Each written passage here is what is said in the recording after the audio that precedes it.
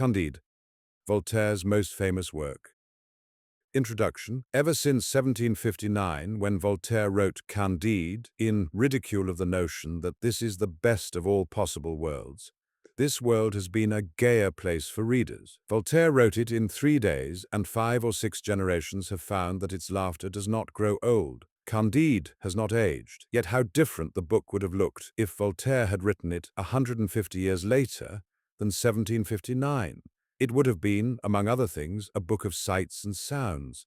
A modern writer would have tried to catch and fix in words some of those Atlantic changes which broke the Atlantic monotony of that voyage from Cadiz to Buenos Aires.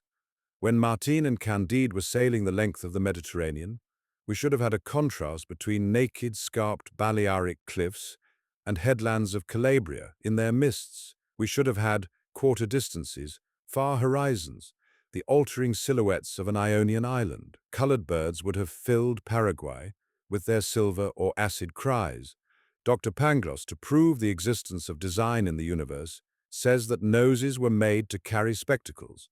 And so we have spectacles. A modern satirist would not try to paint with Voltaire's quick brush the doctrine that he wanted to expose, and he would choose a more complicated doctrine than Dr. Pangloss's optimism, would study it more closely, feel his destructive way about it, with a more learned and caressing malice. His attack, stealthier, more flexible, and more patient than Voltaire's, would call upon us, especially when his learning got a little out of control, to be more than patient. Now and then he would bore us. Candide never bored anybody except William Wordsworth.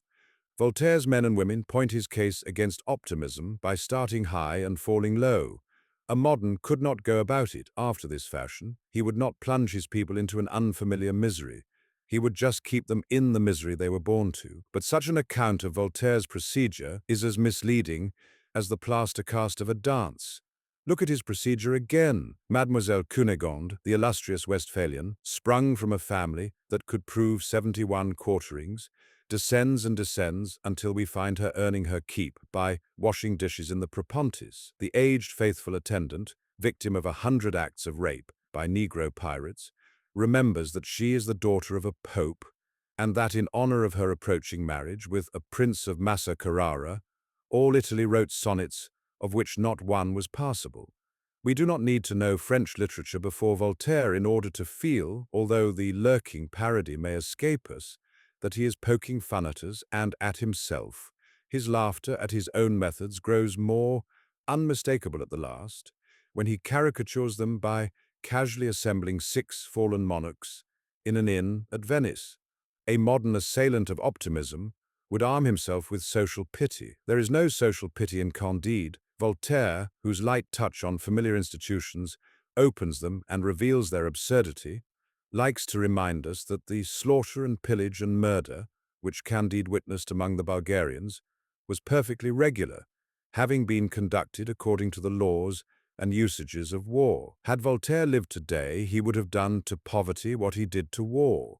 Pitying the poor, he would have shown us poverty as a ridiculous anachronism, and both the ridicule and the pity would have expressed his indignation. Almost any modern, essaying a philosophic tale, would make it long. Candide is only a Hamlet and a half long.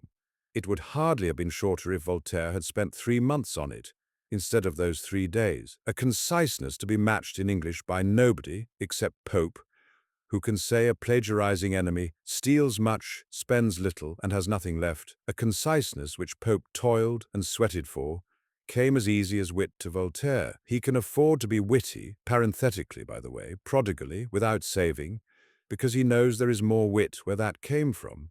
One of Max Beerbohm's cartoons shows us the young 20th century going at top speed and watched by 2 of his predecessors. Underneath is this legend, the grave misgivings of the 19th century and the wicked amusement of the 18th in watching the progress, or whatever it is, of the 20th.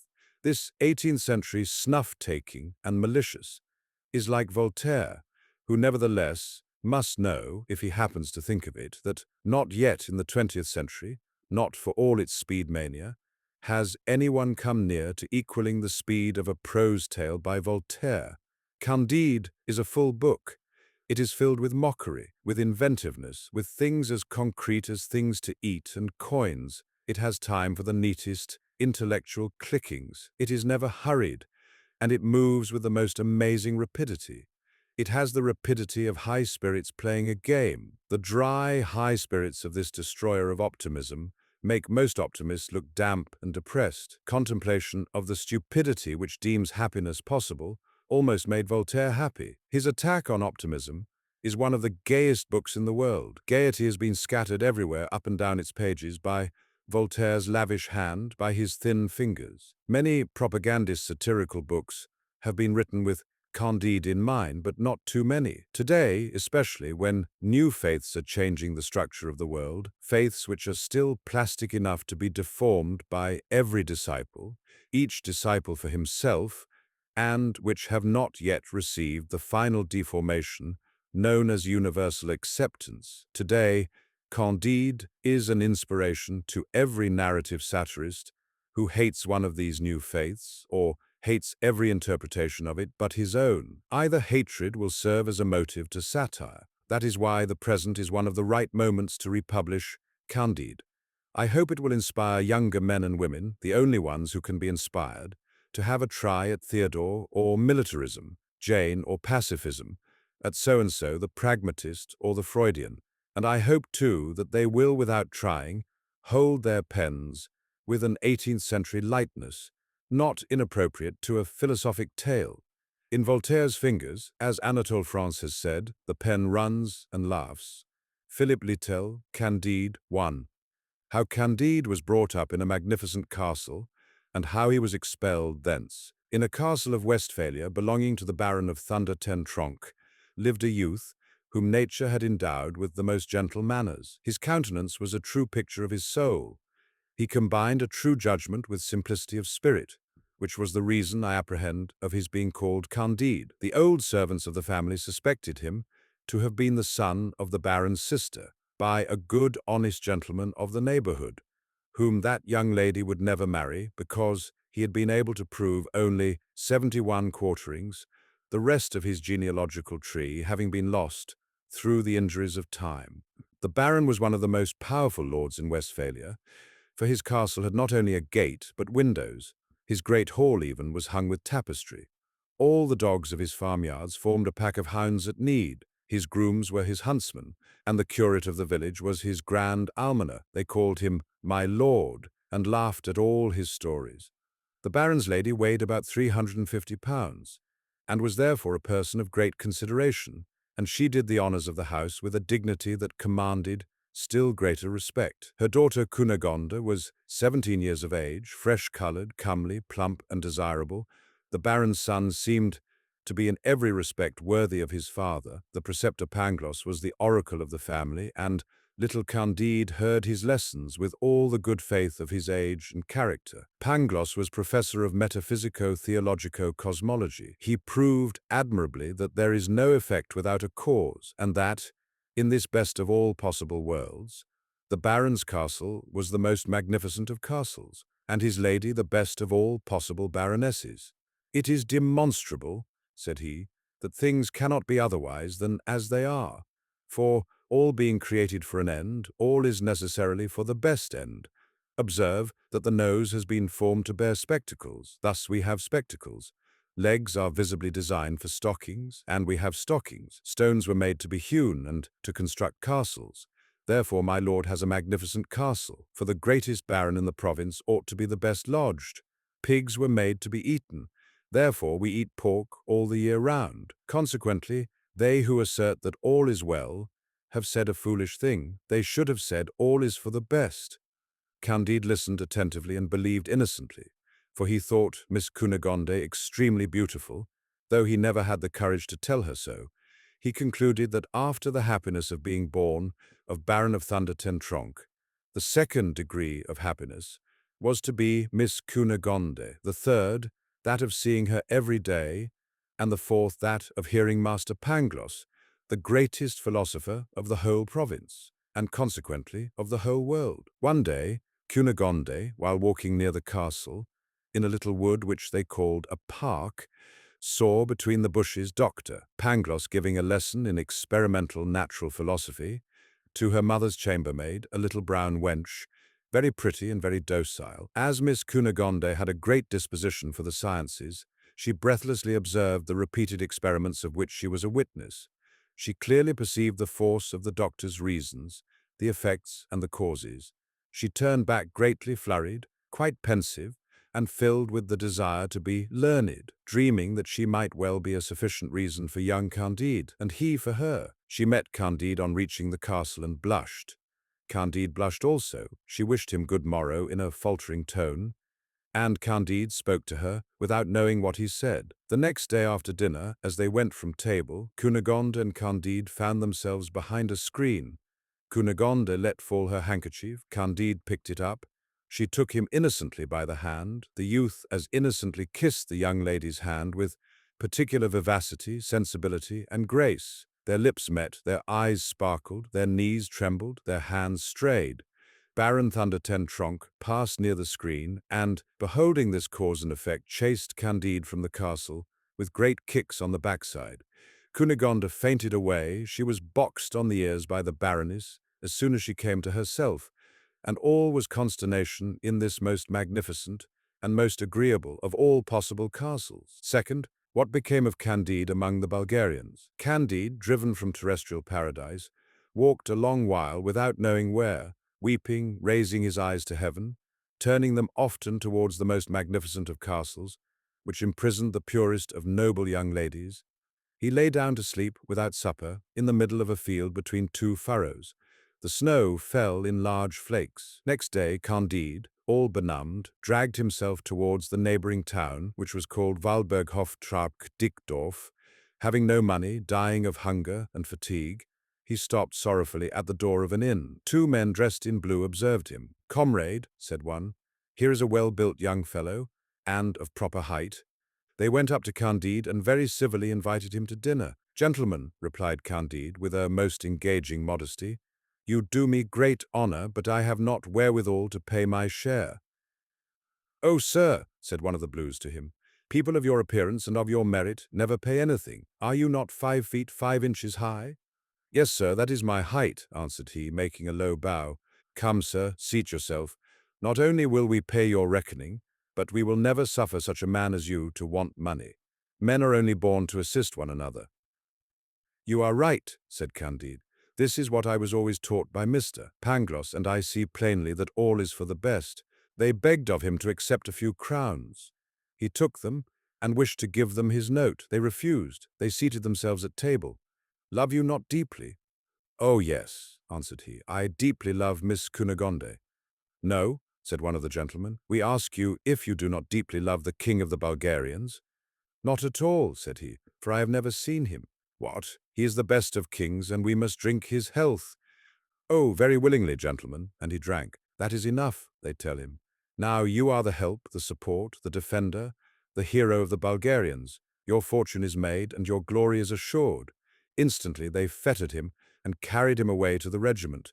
There he was made to wheel about to the right and to the left, to draw his rammer, to return his rammer, to present, to fire, to march, and they gave him 30 blows with a cudgel. The next day he did his exercise a little less badly, and he received but 20 blows. The day following they gave him only 10, and he was regarded by his comrades as a prodigy. Candide, all stupefied, could not yet very well realize how he was a hero. He resolved one fine day in spring to go for a walk, marching straight before him, believing that it was a privilege of the human, as well as of the animal species, to make use of their legs as they pleased. He had advanced 2 leagues when he was overtaken by 4 others, heroes of 6 feet, who bound him and carried him to a dungeon. He was asked which he would like the best, to be whipped 36 times through all the regiment, or to receive at once 12 balls of lead in his brain. He vainly said that human will is free and that he chose neither the one nor the other. He was forced to make a choice. He determined, in virtue of that gift of God called liberty, to run the gauntlet 63 times. He bore this twice. The regiment was composed of 2,000 men. That composed for him 4,000 strokes, which laid bare all his muscles and nerves, from the nape of his neck quite down to his rump. As they were going to proceed to a third whipping, Candide, able to bear no more, begged as a favor that they would be so good as to shoot him. He obtained this favor, they bandaged his eyes and bade him kneel down. The king of the Bulgarians passed at this moment and ascertained the nature of the crime. As he had great talent, he understood from all that he learnt of Candide that he was a young metaphysician, extremely ignorant of the things of this world, and he accorded him his pardon with a clemency which will bring him praise in all the journals and throughout all ages. An able surgeon cured Candide in 3 weeks by means of emollients taught by Dioscorides. He had already a little skin and was able to march when the king of the Bulgarians gave battle to the king of the Abares. Third, how Candide made his escape from the Bulgarians and what afterwards became of him. There was never anything so gallant, so spruce, so brilliant, and so well disposed as the two armies. Trumpets, fifes, hautboys, drums, and cannon made music such as hell itself had never heard. The cannons first of all laid flat about 6,000 men on each side. The muskets swept away from this best of worlds 9 or 10,000 ruffians who infested its surface. The bayonet was also a sufficient reason for the death of several thousands. The whole might amount to 30,000 souls. Candide, who trembled like a philosopher, hid himself as well as he could during this heroic butchery. At length, while the two kings were causing Te Deum to be sung each in his own camp, Candide resolved to go and reason elsewhere on effects and causes. He passed over heaps of dead and dying, and first reached a neighboring village. It was in cinders. It was an Abare village which the Bulgarians had burnt according to the laws of war. Here old men covered with wounds beheld their wives, hugging their children to their bloody breasts, massacred before their faces. There, their daughters, disemboweled and breathing their last after having satisfied the natural wants of Bulgarian heroes, while others, half burnt in the flames, begged to be dispatched. The earth was strewed with brains, arms, and legs. Candide fled quickly to another village. It belonged to the Bulgarians, and the Iberian heroes had treated it in the same way. Candide, walking always over palpitating limbs or across ruins, arrived at last beyond the seat of war, with a few provisions in his knapsack and Miss Cunegonde always in his heart. His provisions failed him when he arrived in Holland, but having heard that everybody was rich in that country and that they were Christians, he did not doubt but he should meet with the same treatment from them as he had met with in the Baron's castle, before Miss Cunegonde's bright eyes were the cause of his expulsion thence. He asked alms of several grave-looking people,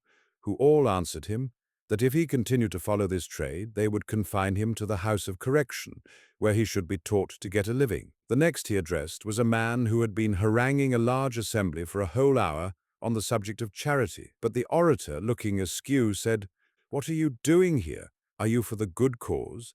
"There can be no effect without a cause," modestly answered Candide. "The whole is necessarily concatenated and arranged for the best. It was necessary for me to have been banished from the presence of Miss Cunegonde, to have afterwards run the gauntlet, and now it is necessary I should beg my bread until I learn to earn it. All this cannot be otherwise."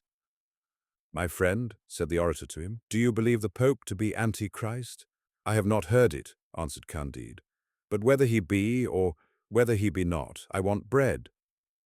"Thou dost not deserve to eat," said the other. "Begone, rogue, begone, wretch, do not come near me again."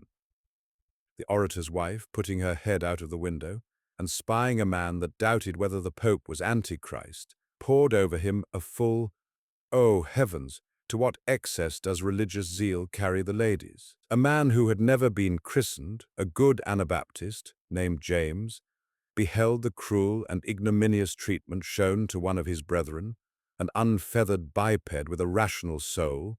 He took him home, cleaned him, gave him bread and beer, presented him with 2 florins, and even wished to teach him the manufacture of Persian stuffs which they make in Holland. Candide, almost prostrating himself before him, cried, "Master Pangloss has well said that all is for the best in this world, for I am infinitely more touched by your extreme generosity than with the inhumanity of that gentleman in the black coat and his lady."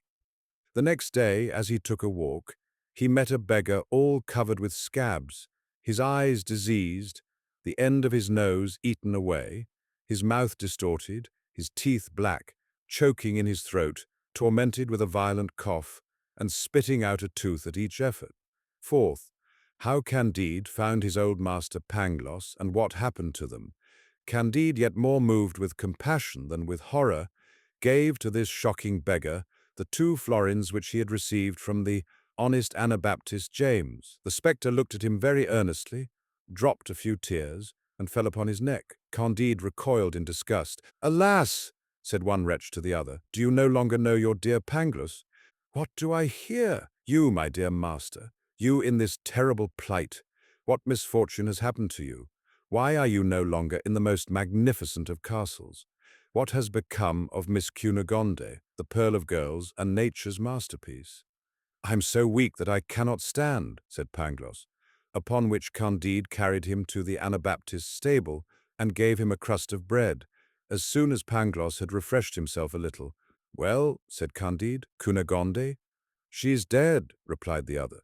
Candide fainted at this word. His friend recalled his senses with a little bad vinegar, which he found by chance in the stable. Candide reopened his eyes. "Cunegonde is dead. Ah, best of worlds, where art thou? But of what illness did she die? Was it not for grief, upon seeing her father kick me out of his magnificent castle?" "No," said Pangloss. "She was ripped open by the Bulgarian soldiers, after having been violated by many. They broke the baron's head for attempting to defend her. My lady, her mother, was cut in pieces. My poor pupil was served just in the same manner as his sister. And as for the castle, they have not left one stone upon another, not a barn, nor a sheep, nor a duck, nor a tree. But we have had our revenge, for the Abares have done the very same thing to a neighboring barony, which belonged to a Bulgarian lord." At this discourse, Candide fainted again, but coming to himself, and having said all that it became him to say, inquired into the cause and effect, as well as into the sufficient reason, that had reduced Pangloss to so miserable a plight. "Alas!" said the other, "it was love, love, the comfort of the human species, the preserver of the universe, the soul of all sensible beings, love, tender love."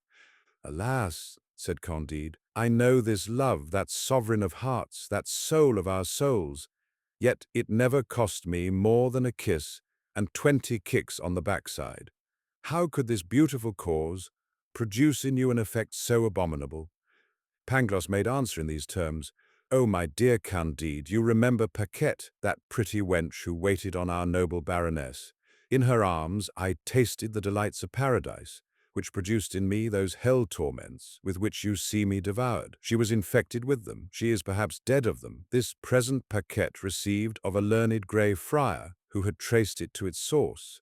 He had had it of an old countess, who had received it from a cavalry captain, who owed it to a marchioness, who took it from a page, who had received it from a Jesuit, who, when a novice, had it in a direct line from one of the companions of Christopher Columbus. For my part, I shall give it to nobody. I am dying." "Oh, Pangloss!" cried Candide, "what a strange genealogy! Is not the devil the original stock of it?" "Not at all," replied this great man. "It was a thing unavoidable, a necessary ingredient in the best of worlds. For if Columbus had not, in an island of America, caught this disease, which contaminates the source of life, frequently even hinders generation, and which is evidently opposed to the great end of nature, we should have neither chocolate nor cochineal. We are also to observe that upon our continent this distemper is like religious controversy, confined to a particular spot. The Turks, the Indians, the Persians, the Chinese, the Siamese, the Japanese know nothing of it, but there is a sufficient reason for believing that they will know it in their turn in a few centuries. In the meantime, it has made marvelous progress among us, especially in those great armies composed of honest, well-disciplined hirelings who decide the destiny of states, for we may safely affirm that when an army of 30,000 men fights another of an equal number, there are about 20,000 of them PXD on each side. "Well, this is wonderful," said Candide, "but you must get cured." "Alas, how can I?" said Pangloss. "I have not a farthing, my friend, and all over the globe there is no letting of blood or taking a glister without paying, or somebody paying for you." These last words determined Candide. He went and flung himself at the feet of the charitable Anabaptist James, and gave him so touching a picture of the state to which his friend was reduced, that the good man did not scruple to take Dr. Pangloss into his house, and had him cured at his expense. In the cure, Pangloss lost only an eye and an ear. He wrote well and knew arithmetic perfectly. The Anabaptist James made him his bookkeeper. At the end of 2 months, being obliged to go to Lisbon about some mercantile affairs, he took the two philosophers with him in his ship. Pangloss explained to him how everything was so constituted that it could not be better. James was not of this opinion. "It is more likely," said he, "mankind have a little corrupted nature, for they were not born wolves, and they have become wolves. God has given them neither cannon of 24-pounders nor bayonets, and yet they have made cannon and bayonets to destroy one another. Into this account I might throw not only bankrupts, but justice which seizes on the effects of bankrupts to cheat the creditors." "All this was indispensable," replied the one-eyed doctor, "for private misfortunes make the general good, so that the more private misfortunes there are, the greater is the general good." While he reasoned, the sky darkened, the winds blew from the four quarters, and the ship was assailed by a most terrible tempest within sight of the port of Lisbon. Tempest, shipwreck, earthquake, and what became of Dr. Pangloss, Candide, and James the Anabaptist? Half dead of that inconceivable anguish which the rolling of a ship produces, one half of the passengers were not even sensible of the danger, the other half shrieked and prayed.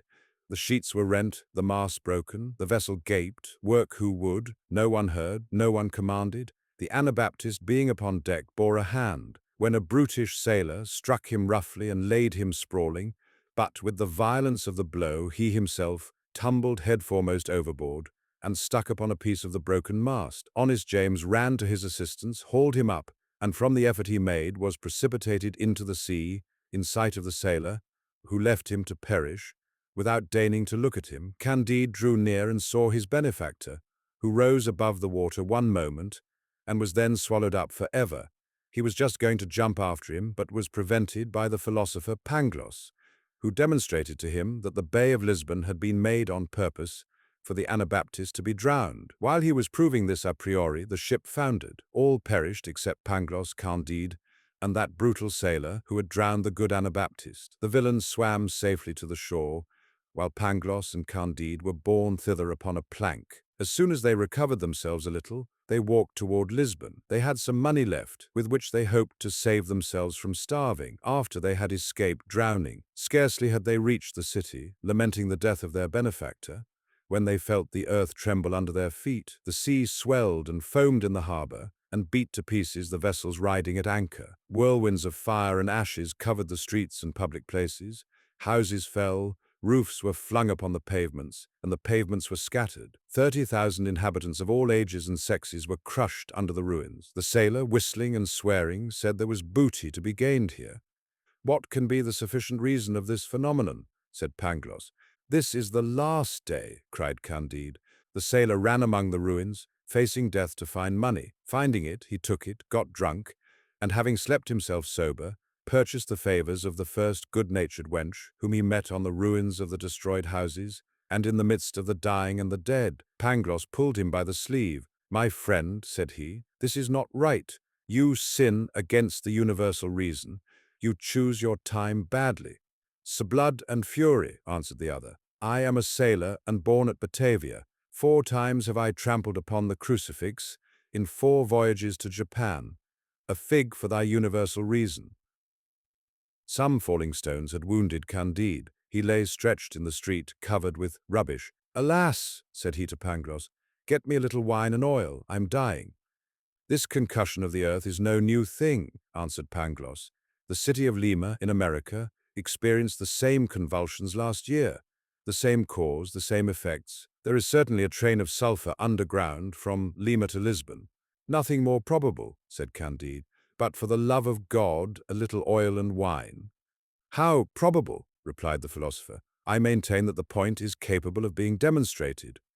Candide fainted away, and Pangloss fetched him some water from a neighbouring fountain. The following day they rummaged among the ruins and found provisions, with which they repaired their exhausted strength. After this they joined with others in relieving those inhabitants who had escaped death. Some, whom they had succoured, gave them as good a dinner as they could in such disastrous circumstances. True, the repast was mournful, and the company moistened their bread with tears, but Pangloss consoled them, assuring them that things could not be otherwise.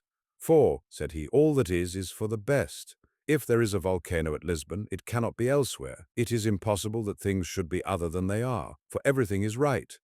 A little man dressed in black, familiar of the Inquisition, who sat by him, politely took up his word and said, "Apparently then, sir, you do not believe in original sin, for if all is for the best, there has then been neither fall nor punishment." "I humbly ask your Excellency's pardon," answered Pangloss still more politely, "for the fall and curse of man necessarily entered into the system of the best of worlds." "Sir," said the familiar, "you do not then believe in liberty?" "Your Excellency will excuse me," said Pangloss. "Liberty is consistent with absolute necessity, for it was necessary we should be free, for in short, the determinate will." Pangloss was in the middle of his sentence, when the familiar beckoned to his footman, who gave him a glass of wine from Porto or Oporto. 6. How the Portuguese made a beautiful auto da fe to prevent any further earthquakes, and how Candide was publicly whipped. After the earthquake had destroyed 3/4 of Lisbon, the sages of that country could think of no means more effectual to prevent utter ruin than to give the people a beautiful auto da fe, for it had been decided by the University of Coimbra that the burning of a few people alive by a slow fire, and with great ceremony, is an infallible secret to hinder the earth from quaking. In consequence hereof, they had seized on a Biscayner, convicted of having married his godmother, and on 2 Portuguese for rejecting the bacon which larded a chicken they were eating. After dinner they came and secured Dr. Pangloss and his disciple Candide, the one for speaking his mind, the other for having listened with an air of approbation. They were conducted to separate apartments, extremely cold, as they were never incommoded by the sun. 8 days after they were dressed in San Benitos, and their heads ornamented with paper mitres. The mitre and San Benito, belonging to Candide, were painted with reversed flames, and with devils that had neither tails nor claws. But Pangloss's devils had claws and tails, and the flames were upright. They marched in procession, thus habited, and heard a very pathetic sermon, followed by fine church music. Candide was whipped in cadence while they were singing. The Biscayner and the 2 men who had refused to eat bacon were burnt, and Pangloss was hanged, though that was not the custom. The same day, the earth sustained a most violent concussion. Candide, terrified, amazed, desperate, all bloody, all palpitating, said to himself, "If this is the best of possible worlds, what then are the others? Well, if I had been only whipped, I could put up with it, for I experienced that among the Bulgarians. But, oh, my dear Pangloss, thou greatest of philosophers, that I should have seen you hanged, without knowing for what. Oh, my dear Anabaptist, thou best of men, that thou shouldst have been drowned in the very harbour. Oh, Miss Cunegonde, thou pearl of girls, that thou shouldst have had thy belly ripped open." Thus he was musing, scarce able to stand, preached at, whipped, absolved, and blessed, when an old woman accosted him, saying, "My son, take courage and follow me." 7. How the old woman took care of Candide, and how he found the object he loved. Candide did not take courage, but followed the old woman to a decayed house, where she gave him a pot of pomatum to anoint his sores, showed him a very neat little bed, with a suit of clothes hanging up, and left him something to eat and drink. "Eat, drink, sleep," said she, "and may Our Lady of Atocha, the great saint, Anthony of Padua, and the great Saint James of Compostela, receive you under their protection. I shall be back tomorrow." Candide, amazed at all he had suffered, and still more with the charity of the old woman, wished to kiss her hand. "It is not my hand you must kiss," said the old woman. "I shall be back tomorrow. Anoint yourself with the pomatum, eat and sleep." Candide, notwithstanding so many disasters, ate and slept. The next morning the old woman brought him his breakfast, looked at his back, and rubbed it herself with another ointment. In like manner she brought him his dinner, and at night she returned with his supper. The day following she went through the very same ceremonies. "Who are you?" said Candide. "Who has inspired you with so much goodness? What return can I make you?" The good woman made no answer. She returned in the evening, but brought no supper. "Come with me," she said, "and say nothing." She took him by the arm and walked with him about 1/4 of a mile into the country.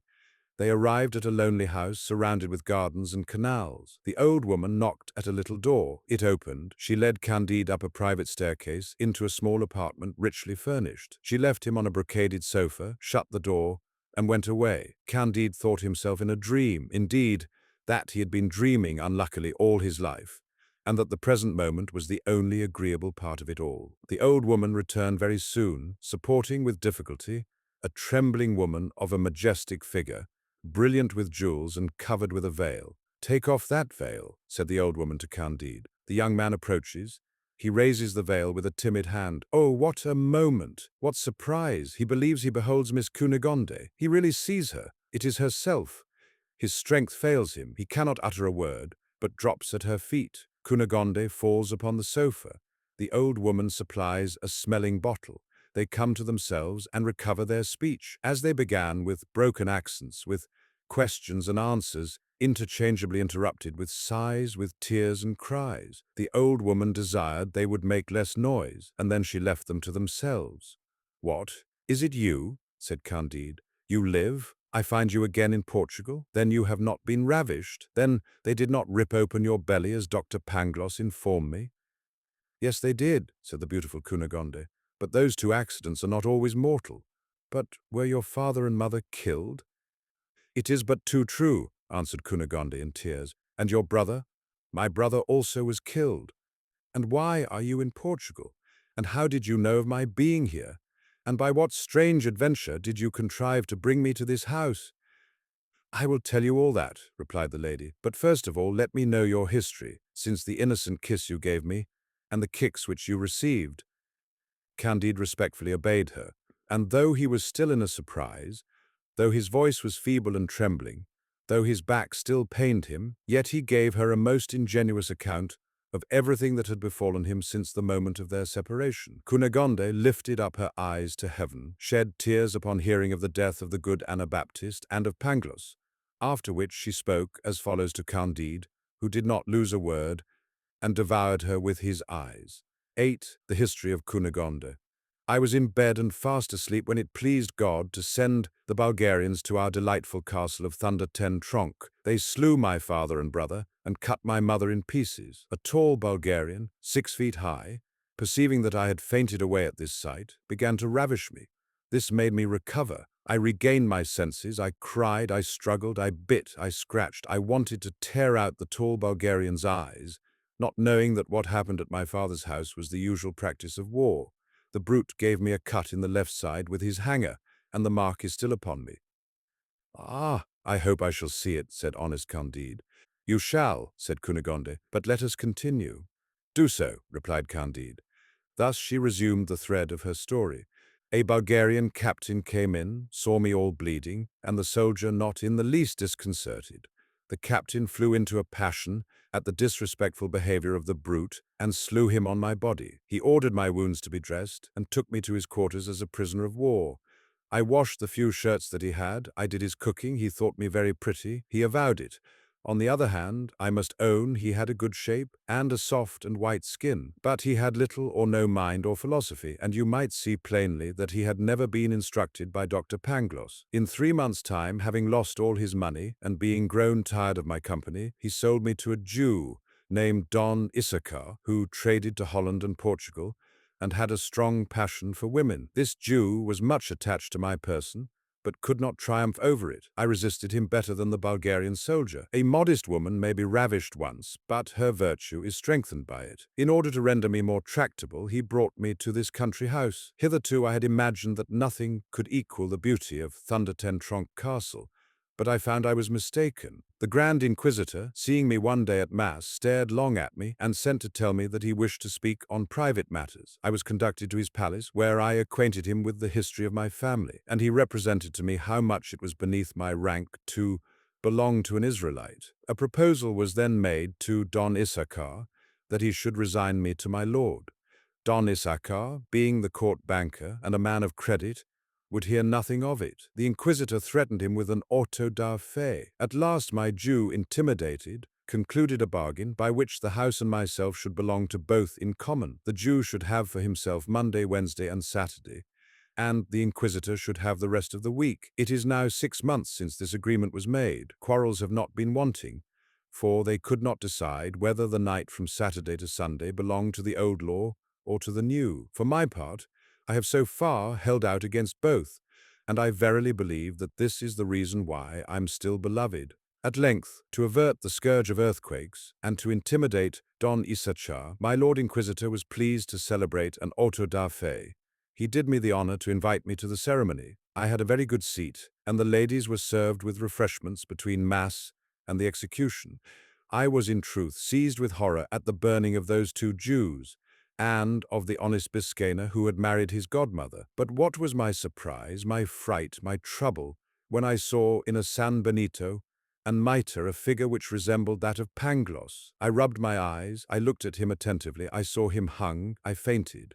Scarcely had I recovered my senses than I saw you stripped, stark naked, and this was the height of my horror, consternation, grief, and despair. I tell you truthfully that your skin is yet whiter and of a more perfect color than that of my Bulgarian captain. This spectacle redoubled all the feelings which overwhelmed and devoured me. I screamed out, and would have said, "Stop, barbarians!"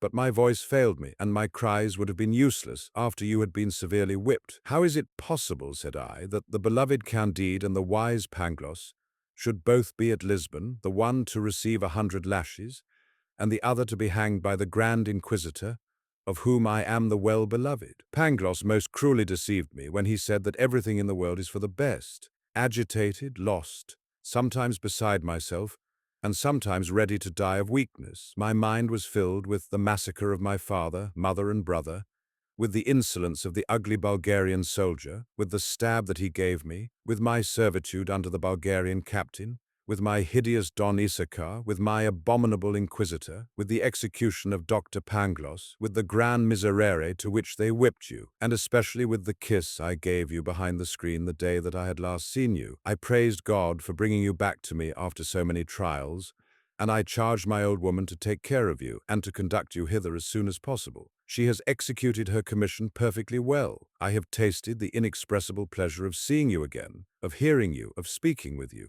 But you must be hungry, for myself I'm famished. Let us have supper." They both sat down to table, and, when supper was over, they placed themselves once more on the sofa, where they were when Signor Don Issachar arrived. It was the Jewish Sabbath, and Issachar had come to enjoy his rights and to explain his tender love. 9th. What became of Cunegonde, Candide, the Grand Inquisitor, and the Jew? This Issachar was the most choleric Hebrew that had ever been seen in Israel since the captivity in Babylon. "What," said he, "thou bitch of a Galilean, was not the Inquisitor enough for thee? Must this rascal also share with me?" In saying this, he drew a long poniard, which he always carried about him, and not imagining that his adversary had any arms, he threw himself upon Candide. But our honest Westphalian had received a handsome sword from the old woman, along with the suit of clothes. He drew his rapier, despite his gentleness, and laid the Israelite stone dead upon the cushions at Cunegonde's feet. "Holy Virgin," cried she, "what will become of us? A man killed in my apartment. If the officers of justice come, we are lost." "Had not Pangloss been hanged," said Candide, "he would give us good counsel in this emergency, for he was a profound philosopher. Failing him, let us consult the old woman."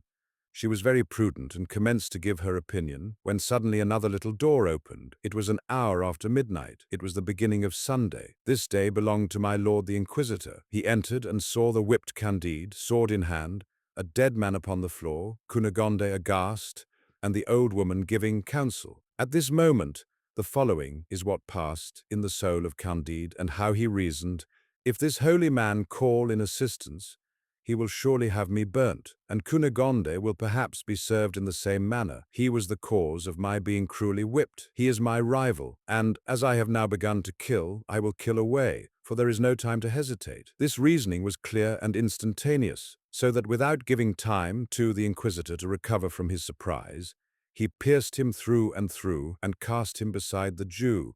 "Yet again," said Cunegonde, "now there is no mercy for us. We are excommunicated. Our last hour has come. How could you do it? You, naturally so gentle, to slay a Jew and a prelate in 2 minutes?" "My beautiful young lady," responded Candide, "when one is a lover, jealous, and whipped by the Inquisition, one stops at nothing." The old woman then put in her word, saying, "There are 3 Andalusian horses in the stable with bridles and saddles. Let the brave Candide get them ready. Madame has money, jewels. Let us therefore mount quickly on horseback, though I can sit only on one buttock. Let us set out for Cadiz. It is the finest weather in the world, and there is great pleasure in travelling in the cool of the night." Immediately Candide saddled the 3 horses, and Cunegonde, the old woman, and he travelled 30 miles at a stretch. While they were journeying, the Holy Brotherhood entered the house. My lord the Inquisitor was interred in a handsome church, and Issachar's body was thrown upon a dunghill. Candide, Cunegonde, and the old woman had now reached the little town of Avacena in the midst of the mountains of the Sierra Morena, and were speaking as follows in a public inn. X. In what distress Candide, Cunegonde, and the old woman arrived at Cadiz, and of their embarkation. "Who was it that robbed me of my money and jewels?" said Cunegonde, all bathed in tears. "How shall we live? What shall we do? Where find inquisitors or Jews who will give me more?" "Alas," said the old woman, "I have a shrewd suspicion of a reverend grey friar, who stayed last night in the same inn with us at Badajoz. God preserve me from judging rashly, but he came into our room twice, and he set out upon his journey long before us."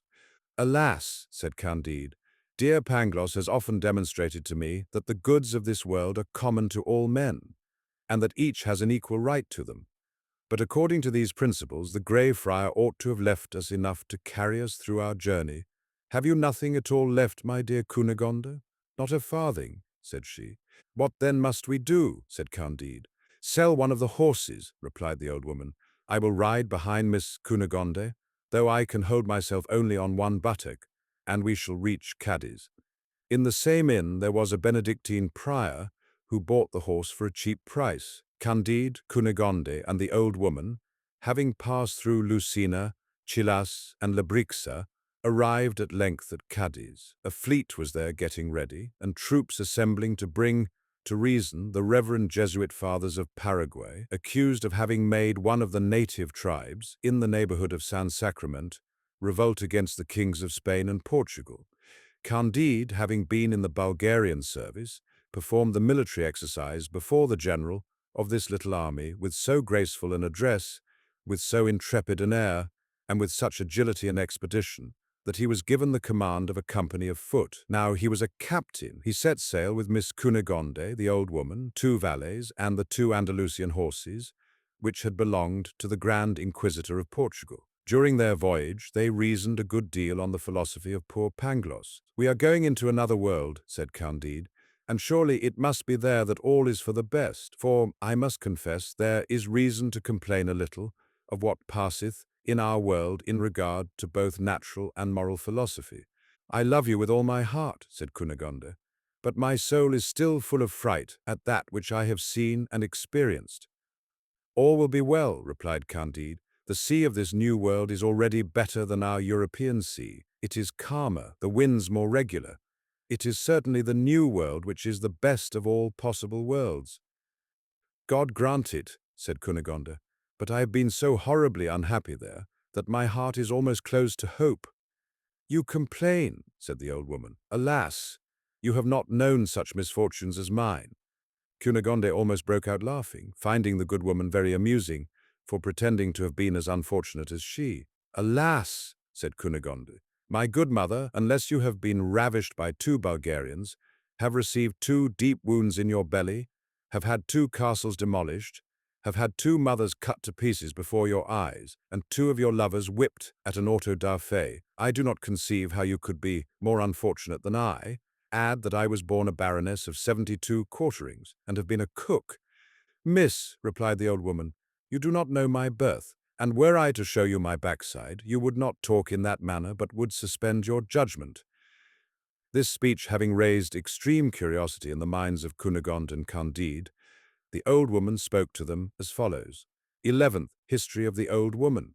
"I had not always bleared eyes and red eyelids, neither did my nose always touch my chin, nor was I always a servant. I am the daughter of Pope Urban X, and of the Princess of Palestrina. Until the age of 14, I was brought up in a palace, to which all the castles of your German barons would scarcely have served for stables, and one of my robes was worth more than all the magnificence of Westphalia. As I grew up, I improved in beauty, wit, and every graceful accomplishment, in the midst of pleasures, hopes, and respectful homage. Already I inspired love. My throat was formed, and such a throat, white, firm, and shaped like that of the Venus of Medici. And what eyes, what eyelids, what black eyebrows!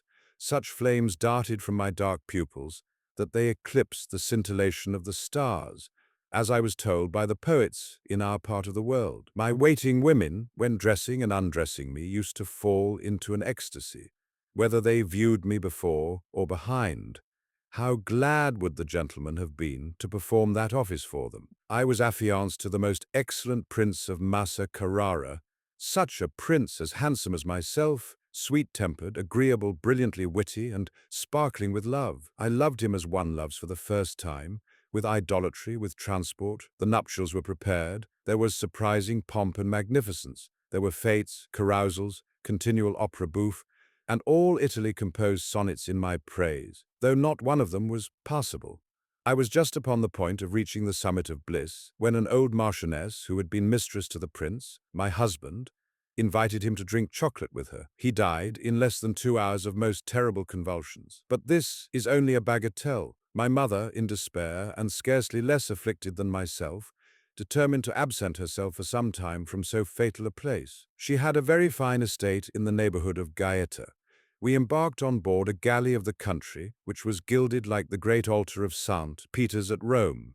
A Sallee corsair swooped down and boarded us. Our men defended themselves like the Pope's soldiers. They flung themselves upon their knees and threw down their arms, begging of the corsair an absolution in articulo mortis.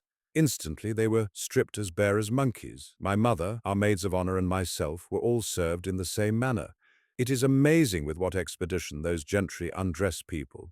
But what surprised me most was that they thrust their fingers into the part of our bodies, which the generality of women suffer no other instrument but pipes to enter.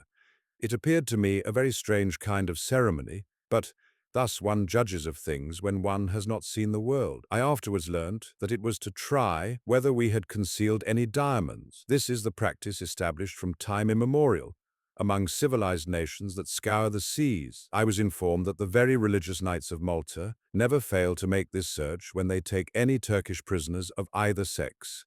It is a law of nations from which they never deviate. I need not tell you how great a hardship it was for a young princess and her mother to be made slaves and carried to Morocco. You may easily imagine all we had to suffer on board the pirate vessel. My mother was still very handsome. Our maids of honor and even our waiting women had more charms than are to be found in all Africa. As for myself, I was ravishing, was exquisite grace itself, and I was a virgin. I did not remain so long. This flower, which had been reserved for the handsome prince of Massa Carrara, was plucked by the corsair captain. He was an abominable Negro, and yet believed that he did me a great deal of honor. Certainly the Princess of Palestrina and myself must have been very strong to go through all that we experienced until our arrival at Morocco. But let us pass on. These are such common things as not to be worth mentioning. Morocco swam in blood when we arrived. 50 sons of the Emperor Muley Ismail had each their adherents. This produced 50 civil wars, of blacks against blacks, and blacks against Tawnies, and Tawnies against Tawnies, and mulattoes against mulattoes. In short, it was a continual carnage throughout the empire. No sooner were we landed than the blacks of a contrary faction to that of my captain attempted to rob him of his booty. Next to jewels and gold, we were the most valuable things he had. I was witness to such a battle as you have never seen in your European climates. The northern nations have not that heat in their blood, nor that raging lust for women so common in Africa. It seems that you Europeans have only milk in your veins, but it is vitriol, it is fire, which runs in those of the inhabitants of Mount Atlas and the neighboring countries. They fought with the fury of the lions, tigers, and serpents of the country to see who should have us. A Moor seized my mother by the right arm, while my captain's lieutenant held her by the left. A Moorish soldier had hold of her by one leg, and one of our corsairs held her by the other. Thus almost all our women were drawn in quarters by 4 men, My captain concealed me behind him, and with his drawn scimitar cut and slashed everyone that opposed his fury. At length I saw all our Italian women, and my mother herself, torn, mangled, massacred by the monsters who disputed over them, the slaves, my companions, those who had taken them, soldiers, sailors, blacks, whites, mulattoes, and at last my captain, all were killed, and I remained dying on a heap of dead. Such scenes as this were transacted through an extent of 300 leagues, and yet they never missed the 5 prayers a day ordained by Mahomet. With difficulty I disengaged myself from such a heap of slaughtered bodies, and crawled to a large orange tree on the bank of a neighboring rivulet, where I fell, oppressed with fright, fatigue, horror, despair, and hunger. Immediately after, my senses, overpowered, gave themselves up to sleep, which was yet more swooning than repose. The adventures of the old woman continued. Astonished and delighted to hear my native language, and no less surprised at what this man said, I made answer that there were much greater misfortunes than that of which he complained. I told him in a few words of the horrors which I had endured, and fainted a second time. He carried me to a neighboring house, put me to bed, gave me food, waited upon me, consoled me, flattered me. He told me that he had never seen anyone so beautiful as I, and that he never so much regretted the loss of what it was impossible to recover. I was born at Naples, said he. There they geld 2,000 or 3,000 children every year. Some die of the operation, others acquire a voice more beautiful than that of women, and others are raised to offices of state. This operation was performed on me with great success, and I was chapel musician to Madame, the Princess of Palestrina. To my mother, cried I. Your mother, cried he, weeping. What? Can you be that young princess whom I brought up until the age of 6 years, and who promised so early to be as beautiful as you? It is I indeed, but my mother lies 400 yards hence, torn in quarters, under a heap of dead bodies. I told him all my adventures, and he made me acquainted with his, telling me that he had been sent to the Emperor of Morocco by a Christian power to conclude a treaty with that prince, in consequence of which he was to be furnished with military stores and ships to help to demolish the commerce of other Christian governments. My mission is done, said this honest eunuch. I go to embark for Ceuta and will take you to Italy. Ma che sciagura d'essere, senza coglioni. I thanked him with tears of commiseration, and instead of taking me to Italy, he conducted me to Algiers, where he sold me to the Dey. Scarcely was I sold, than the plague, which had made the tour of Africa, Asia, and Europe, broke out with great malignancy in Algiers. You have seen earthquakes, but pray, miss, have you ever had the plague? Never, answered Cunegonde. If you had, said the old woman, you would acknowledge that it is far more terrible than an earthquake. It is common in Africa, and I caught it. Imagine to yourself the distressed situation of the daughter of a pope, only 15 years old, who, in less than 3 months, had felt the miseries of poverty and slavery, had been ravished almost every day, had beheld her mother drawn in quarters, had experienced famine and war, and was dying of the plague in Algiers. I did not die, however, but my eunuch and the Dey, and almost the whole seraglio of Algiers perished. As soon as the first fury of this terrible pestilence was over, a sale was made of the Dey's slaves. I was purchased by a merchant and carried to Tunis. This man sold me to another merchant, who sold me again to another at Tripoli. From Tripoli I was sold to Alexandria, from Alexandria to Smyrna, and from Smyrna to Constantinople. At length I became the property of an Aga of the Janissaries, who was soon ordered away to the defense of Azov, then besieged by the Russians. The Aga, who was a very gallant man, took his whole seraglio with him, and lodged us in a small fort on the Palus Meotides, guarded by 2 black eunuchs and 20 soldiers. The Turks killed prodigious numbers of the Russians, but the latter had their revenge. Azov was destroyed by fire, the inhabitants put to the sword. Neither sex nor age was spared, until there remained only our little fort, and the enemy wanted to starve us out. The 20 Janissaries had sworn they would never surrender. The extremities of famine to which they were reduced obliged them to eat our 2 eunuchs, for fear of violating their oath, and at the end of a few days they resolved also to devour the women. We had a very pious and humane imam, who preached an excellent sermon, exhorting them not to kill us all at once. Only cut off a buttock of each of those ladies, said he, and you'll fare extremely well. If you must go to it again, there will be the same entertainment a few days hence. Heaven will accept of so charitable an action, and send you relief. He had great eloquence. He persuaded them. We underwent this terrible operation. The Iman applied the same balsam to us, as he does to children after circumcision, and we all nearly died. Scarcely had the Janissaries finished the repast with which we had furnished them, than the Russians came in flat-bottomed boats. Not a Janissary escaped. The Russians paid no attention to the condition we were in. There are French surgeons in all parts of the world. One of them, who was very clever, took us under his care. He cured us, and as long as I live, I shall remember that as soon as my wounds were healed, he made proposals to me. He bid us all be of good cheer, telling us that the like had happened in many sieges, and that it was according to the laws of war.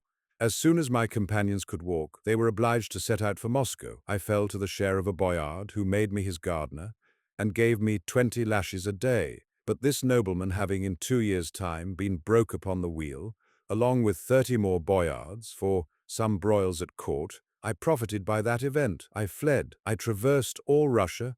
I was a long time an innholder's servant at Riga, the same at Rostock, at Wismar, at Leipzig, at Cassel, at Utrecht, at Leyden, at The Hague, at Rotterdam. I waxed old in misery and disgrace, having only 1/2 of my posteriors, and always remembering I was a pope's daughter.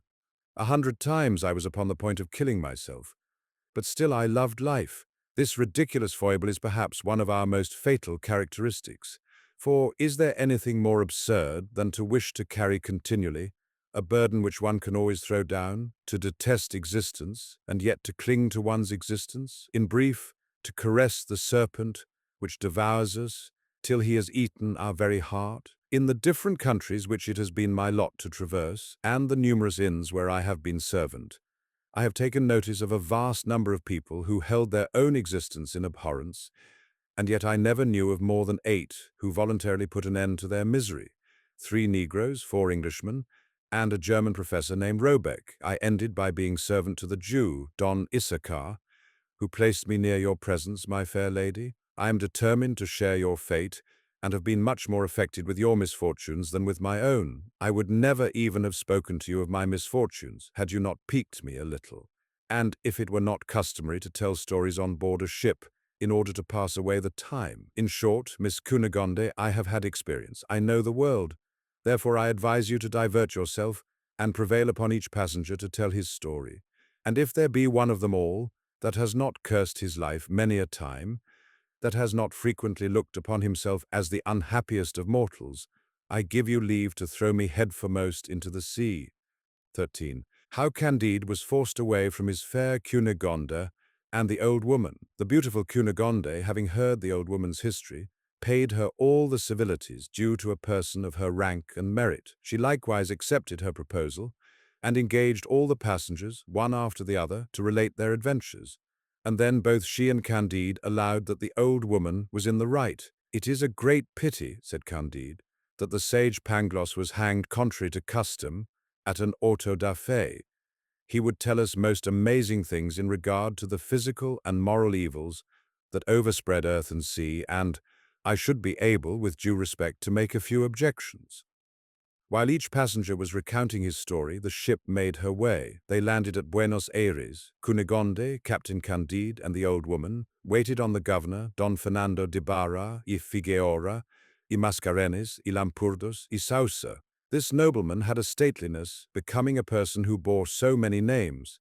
He spoke to men with so noble a disdain, carried his nose so loftily, raised his voice so unmercifully, assumed so imperious an air, and stalked with such intolerable pride, that those who saluted him were strongly inclined to give him a good drubbing. Cunegonde appeared to him the most beautiful he had ever met. The first thing he did was to ask whether she was not the captain's wife. The manner in which he asked the question alarmed Candide. He durst not say she was his wife, because indeed she was not. Neither durst he say she was his sister, because it was not so. And, although this obliging lie had been formerly much in favour among the ancients, and although it could be useful to the moderns, his soul was too pure to betray the truth. Miss Cunegonde, said he, is to do me the honour to marry me, and we beseech your excellency to deign to sanction our marriage.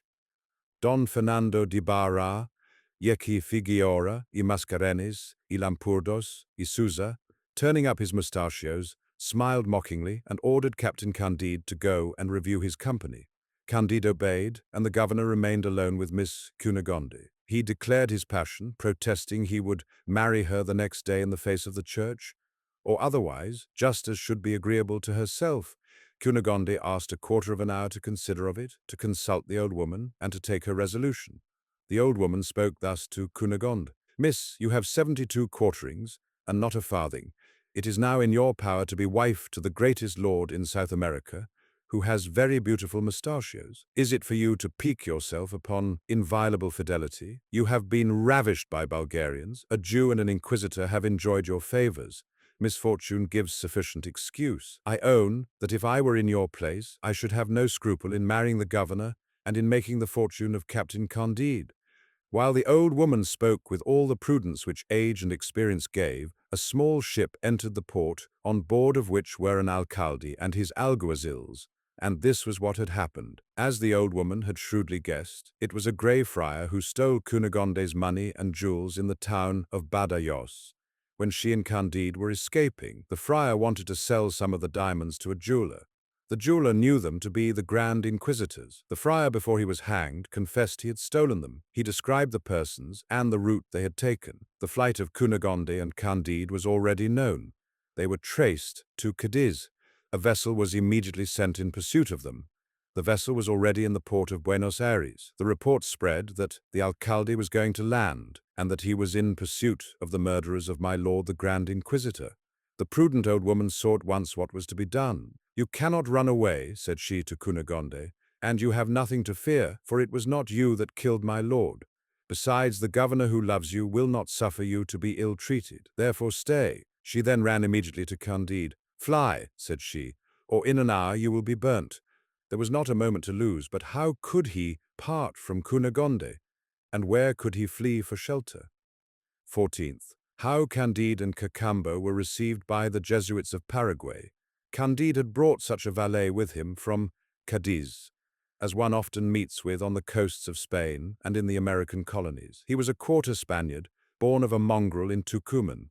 He had been singing boy, sacristan, sailor, monk, peddler, soldier, and lackey. His name was Cacambo, and he loved his master, because his master was a very good man. He quickly saddled the 2 Andalusian horses. "Come, master, let us follow the old woman's advice. Let us start, and run without looking behind us." Candide shed tears. "Oh, my dear Cunegonde, must I leave you just at a time when the governor was going to sanction our nuptials? Cunegonde, brought to such a distance, what will become of you?" "She will do as well as she can," said Cacambo. "The women are never at a loss. God provides for them. Let us run." "Whither art thou carrying me? Where shall we go? What shall we do without Cunegonde?" said Candide. "By Saint James of Compostela," said Cacambo, "you were going to fight against the Jesuits. Let us go to fight for them. I know the road well. I'll conduct you to their kingdom, where they will be charmed to have a captain that understands the Bulgarian exercise. You'll make a prodigious fortune. If we cannot find our account in one world, we shall in another. It is a great pleasure to see and do new things." "You have before been in Paraguay, then?" said Candide. "Aye, sure," answered Cacambo. "I was servant in the College of the Assumption, and am acquainted with the government of the good fathers, as well as I am with the streets of Cadiz. It is an admirable government. The kingdom is upwards of 300 leagues in diameter, and divided into 30 provinces. There the fathers possess all, and the people nothing. It is a masterpiece of reason and justice. For my part, I see nothing so divine as the fathers who here make war upon the kings of Spain and Portugal, and in Europe confess those kings, who here kill Spaniards, and in Madrid send them to heaven. This delights me. Let us push forward. You are going to be the happiest of mortals. What pleasure will it be to those fathers to hear that a captain, who knows the Bulgarian exercise, has come to them." As soon as they reached the first barrier, Cacambo told the advanced guard that a captain wanted to speak with my lord the commandant. Notice was given to the main guard, and immediately a Paraguayan officer ran and laid himself at the feet of the commandant to impart this news to him. Candide and Cacambo were disarmed, and their 2 Andalusian horses seized.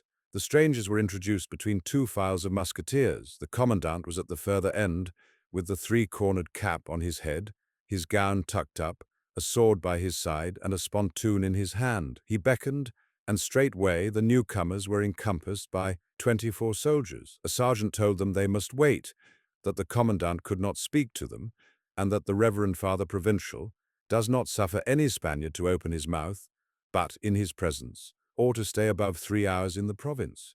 "And where is the Reverend Father Provincial?" said Cacambo. "He is upon the parade just after celebrating Mass," answered the sergeant, "and you cannot kiss his spurs till 3 hours hence." "However," said Cacambo, "the captain is not a Spaniard, but a German. He is ready to perish with hunger as well as myself. Cannot we have something for breakfast while we wait for his reverence?" The sergeant went immediately to acquaint the commandant with what he had heard. "God be praised," said the reverend commandant. "Since he is a German, I may speak to him. Take him to my arbor." Candide was at once conducted to a beautiful summer house, ornamented with a very pretty colonnade of green and gold marble, and with trellises enclosing paroquets, hummingbirds, flybirds, guinea hens, and all other rare birds. An excellent breakfast was provided in vessels of gold, and while the Paraguayans were eating maize out of wooden dishes, in the open fields and exposed to the heat of the sun, the Reverend Father Commandant retired to his arbor. He was a very handsome young man, with a full face, white skin but high in color. He had an arched eyebrow, a lively eye, red ears, vermilion lips, a bold air, but such a boldness as neither belonged to a Spaniard nor a Jesuit. They returned their arms to Candide and Cacambo, and also the 2 Andalusian horses, to whom Cacambo gave some oats to eat just by the arbor, having an eye upon them all the while, for fear of a surprise. Candide first kissed the hem of the commandant's robe, then they sat down to table. "You are then a German?" said the Jesuit to him in that language. "Yes, Reverend Father," answered Candide.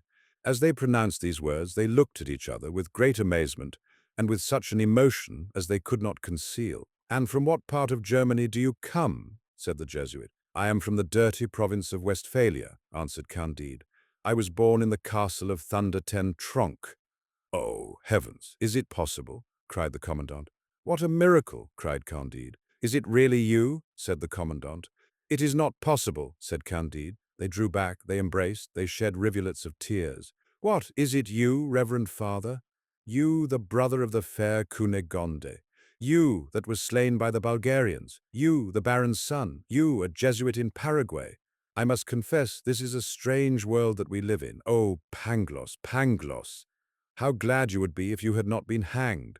The commandant sent away the Negro slaves and the Paraguayans, who served them with liquors in goblets of rock crystal. He thanked God and Saint Ignatius 1,000 times. He clasped Candide in his arms, and their faces were all bathed with tears. "You will be more surprised, more affected and transported," said Candide, "when I tell you that Cunegonde, your sister, whom you believe to have been ripped open, is in perfect health." "Where?" "In your neighborhood with the governor of Buenos Aires, and I was going to fight against you." Every word which they uttered in this long conversation but added wonder to wonder. Their souls fluttered on their tongues, listened in their ears, and sparkled in their eyes. As they were Germans, they sat a good while at table, waiting for the Reverend Father Provincial, and the commandant spoke to his dear Candide as follows. 15. How Candide killed the brother of his dear Cunegonde. I shall have ever present to my memory the dreadful day on which I saw my father and mother killed, and my sister ravished. When the Bulgarians retired, my dear sister could not be found, but my mother, my father, and myself, with 2 maidservants and 3 little boys, all of whom had been slain, were put in a hearse to be conveyed for interment to a chapel belonging to the Jesuits, within 2 leagues of our family seat. A Jesuit sprinkled us with some holy water. It was horribly salt. A few drops of it fell into my eyes. The father perceived that my eyelids stirred a little. He put his hand upon my heart and felt it beat. I received assistance, and at the end of 3 weeks I recovered. You know, my dear Candide, I was very pretty, but I grew much prettier, and the Reverend Father Didri, superior of that house, conceived the tenderest friendship for me. He gave me the habit of the order, some years after I was sent to Rome. The Father General needed new levies of young German Jesuits. The sovereigns of Paraguay admit as few Spanish Jesuits as possible. They prefer those of other nations, as being more subordinate to their commands. I was judged fit by the Reverend Father General to go and work in this vineyard. We set out, a Pole, a Tyrolese, and myself. Upon my arrival, I was honored with a subdeaconship and a lieutenancy. I am today colonel and priest. We shall give a warm reception to the King of Spain's troops. I will answer for it that they shall be excommunicated and well beaten. Providence sends you here to assist us. But is it indeed true that my dear sister Cunegonde is in the neighborhood with the governor of Buenos Aires? Candide assured him on oath that nothing was more true, and their tears began afresh. The baron could not refrain from embracing Candide. He called him his brother, his saviour. "Ah, perhaps," said he, "we shall together, my dear Candide, enter the town as conquerors, and recover my sister Cunegonde." "That is all I want," said Candide, "for I intended to marry her, and I still hope to do so." "You insolent," replied the baron, "would you have the impudence to marry my sister, who has 72 quarterings? I find thou hast the most consummate effrontery, to dare to mention so presumptuous a design." Candide, petrified at this speech, made answer, "Reverend Father, all the quarterings in the world signify nothing. I rescued your sister from the arms of a Jew and of an inquisitor. She has great obligations to me. She wishes to marry me. Master Pangloss always told me that all men are equal, and certainly I will marry her." "We shall see that, thou scoundrel," said the Jesuit Baron de Thunder ten Tronckh, and that instant struck him across the face with the flat of his sword. Candide in an instant drew his rapier and plunged it up to the hilt in the Jesuit's belly. But in pulling it out reeking hot, he burst into tears. "Good God," said he, "I have killed my old master, my friend, my brother-in-law. I am the best-natured creature in the world, and yet I have already killed 3 men, and of these 3 2 were priests." Cacambo, who stood sentry by the door of the arbor, ran to him. "We have nothing more for it than to sell our lives as dearly as we can," said his master to him. "Without doubt, someone will soon enter the arbor, and we must die sword in hand." Cacambo, who had been in a great many scrapes in his lifetime, did not lose his head. He took the baron's Jesuit habit, put it on Candide, gave him the square cap, and made him mount on horseback. All this was done in the twinkling of an eye. "Let us gallop fast, master. Everybody will take you for a Jesuit, going to give directions to your men, and we shall have passed the frontiers before they will be able to overtake us."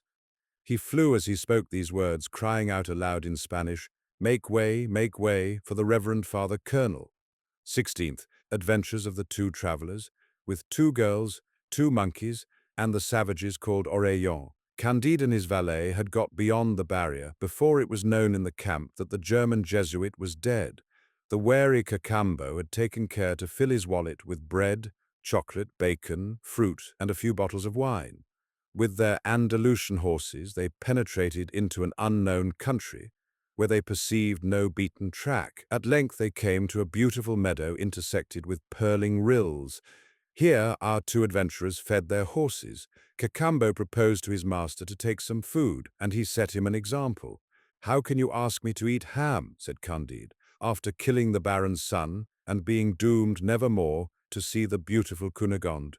What will it avail me to spin out my wretched days and drag them far from her in remorse and despair? And what will the Journal of Trevoux say?" While he was thus lamenting his fate, he went on eating. The sun went down. The 2 wanderers heard some little cries which seemed to be uttered by women. They did not know whether they were cries of pain or joy, but they started up precipitately with that inquietude and alarm which every little thing inspires in an unknown country.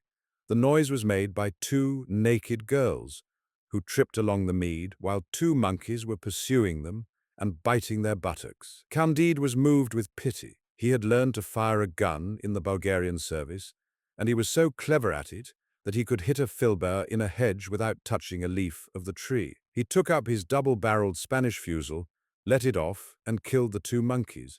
"God be praised, my dear Cacambo, I have rescued those 2 poor creatures from a most perilous situation. If I have committed a sin in killing an inquisitor and a Jesuit, I have made ample amends by saving the lives of these girls. Perhaps they are young ladies of family, and this adventure may procure us great advantages in this country." He was continuing, but stopped short when he saw the 2 girls tenderly embracing the monkeys, bathing their bodies in tears, and rending the air with the most dismal lamentations. Little did I expect to see such good nature, said he at length to Cacambo, who made answer, Master, you have done a fine thing now. You have slain the sweethearts of those two young ladies. The sweethearts, is it possible? You are jesting, Cacambo? I can never believe it. Dear master, replied Cacambo, you are surprised at everything. Why should you think it so strange that in some countries there are monkeys which insinuate themselves into the good graces of the ladies? They are a fourth part human, as I am a fourth part Spaniard. Alas, replied Candide, I remember to have heard Master Pangloss say that formerly such accidents used to happen, that these mixtures were productive of centaurs, fauns, and satyrs, and that many of the ancients had seen such monsters, but I looked upon the whole as fabulous. You ought now to be convinced, said Cacambo, that it is the truth, and you see what use is made of those creatures, by persons that have not had a proper education. All I fear is that those ladies will play us some ugly trick. These sound reflections induced Candide to leave the meadow and to plunge into a wood. He supped there with Cacambo, and after cursing the Portuguese inquisitor, the governor of Buenos Aires, and the baron, they fell asleep on moss. On awaking they felt that they could not move, for during the night the Orellons, who inhabited that country, and to whom the ladies had denounced them, had bound them with cords made of the bark of trees. They were encompassed by 50 naked Orellons, armed with bows and arrows, with clubs and flint hatchets. Some were making a large cauldron boil, others were preparing spits, and all cried, "A Jesuit! A Jesuit! We shall be revenged, we shall have excellent cheer. Let us eat the Jesuit, let us eat him up." I told you, my dear master, cried Cacambo sadly, that those two girls would play us some ugly trick. Candide, seeing the cauldron and the spits, cried, "We are certainly going to be either roasted or boiled. Ah, what would Master Pangloss say, were he to see how pure nature is formed? Everything is right, maybe, but I declare it is very hard to have lost Miss Cunegonde and to be put upon a spit by Orellon." Cacambo never lost his head. "Do not despair," said he to the disconsolate Candide. "I understand a little of the jargon of these people. I will speak to them." "Be sure," said Candide, "to represent to them how frightfully inhuman it is to cook men, and how very unchristian." "Gentlemen," said Cacambo, "you reckon you are today going to feast upon a Jesuit. It is all very well. Nothing is more unjust than thus to treat your enemies. Indeed, the law of nature teaches us to kill our neighbor, and such is the practice all over the world. If we do not accustom ourselves to eating them, it is because we have better fare. But you have not the same resources as we. Certainly it is much better to devour your enemies than to resign to the crows and rooks the fruits of your victory. But, gentlemen, surely you would not choose to eat your friends. You believe that you are going to spit a Jesuit, and he is your defender. It is the enemy of your enemies that you are going to roast. As for myself, I was born in your country. This gentleman is my master, and, far from being a Jesuit, he has just killed one, whose spoils he wears. And thence comes your mistake. To convince you of the truth of what I say, take his habit and carry it to the first barrier of the Jesuit kingdom, and inform yourselves whether my master did not kill a Jesuit officer. It will not take you long, and you can always eat us if you find that I have lied to you. But I have told you the truth. You are too well acquainted with the principles of public law, humanity, and justice not to pardon us." The Orellons found this speech very reasonable. They deputed two of their principal people, with all expedition, to inquire into the truth of the matter. These executed their commission like men of sense, and soon returned with good news. The Orellons untied their prisoners, showed them all sorts of civilities, offered them girls, gave them refreshment, and reconducted them to the confines of their territories, proclaiming with great joy, "He is no Jesuit, he is no Jesuit." Candide could not help being surprised at the cause of his deliverance. "What people," said he, "what men, what manners! If I had not been so lucky as to run Miss Cunegonde's brother through the body, I should have been devoured without redemption. But, after all, pure nature is good, since these people, instead of feasting upon my flesh, have shown me 1,000 civilities. When then I was not a Jesuit." 17th.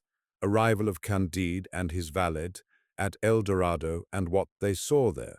"You see," said Cacambo to Candide, as soon as they had reached the frontiers of the Oreillons, that this hemisphere is not better than the others. Take my word for it. Let us go back to Europe by the shortest way. How go back? Said Candide. And where shall we go? To my own country. The Bulgarians and the Abares are slaying all. To Portugal. There I shall be burnt, and if we abide here we are every moment in danger of being spitted. But how can I resolve to quit a part of the world where my dear Cunegonde resides? Let us turn towards Cayenne, said Cacambo. There we shall find Frenchmen who wander all over the world. They may assist us. God will perhaps have pity on us. It was not easy to get to Cayenne. They knew vaguely in which direction to go, but rivers, precipices, robbers, savages obstructed them all the way. Their horses died of fatigue, their provisions were consumed. They fed a whole month upon wild fruits, and found themselves at last near a little river bordered with cocoa trees, which sustained their lives and their hopes. Cacambo, who was as good a counsellor as the old woman, said to Candide, "We are able to hold out no longer. We have walked enough. I see an empty canoe near the riverside. Let us fill it with coconuts, throw ourselves into it, and go with the current. A river always leads to some inhabited spot. If we do not find pleasant things, we shall at least find new things." "With all my heart," said Candide, "let us recommend ourselves to Providence." They rowed a few leagues between banks, in some places flowery, in others barren, in some parts smooth, in others rugged. The stream ever widened, and at length lost itself under an arch of frightful rocks which reached to the sky. The two travellers had the courage to commit themselves to the current. The river, suddenly contracting at this place, whirled them along with a dreadful noise and rapidity.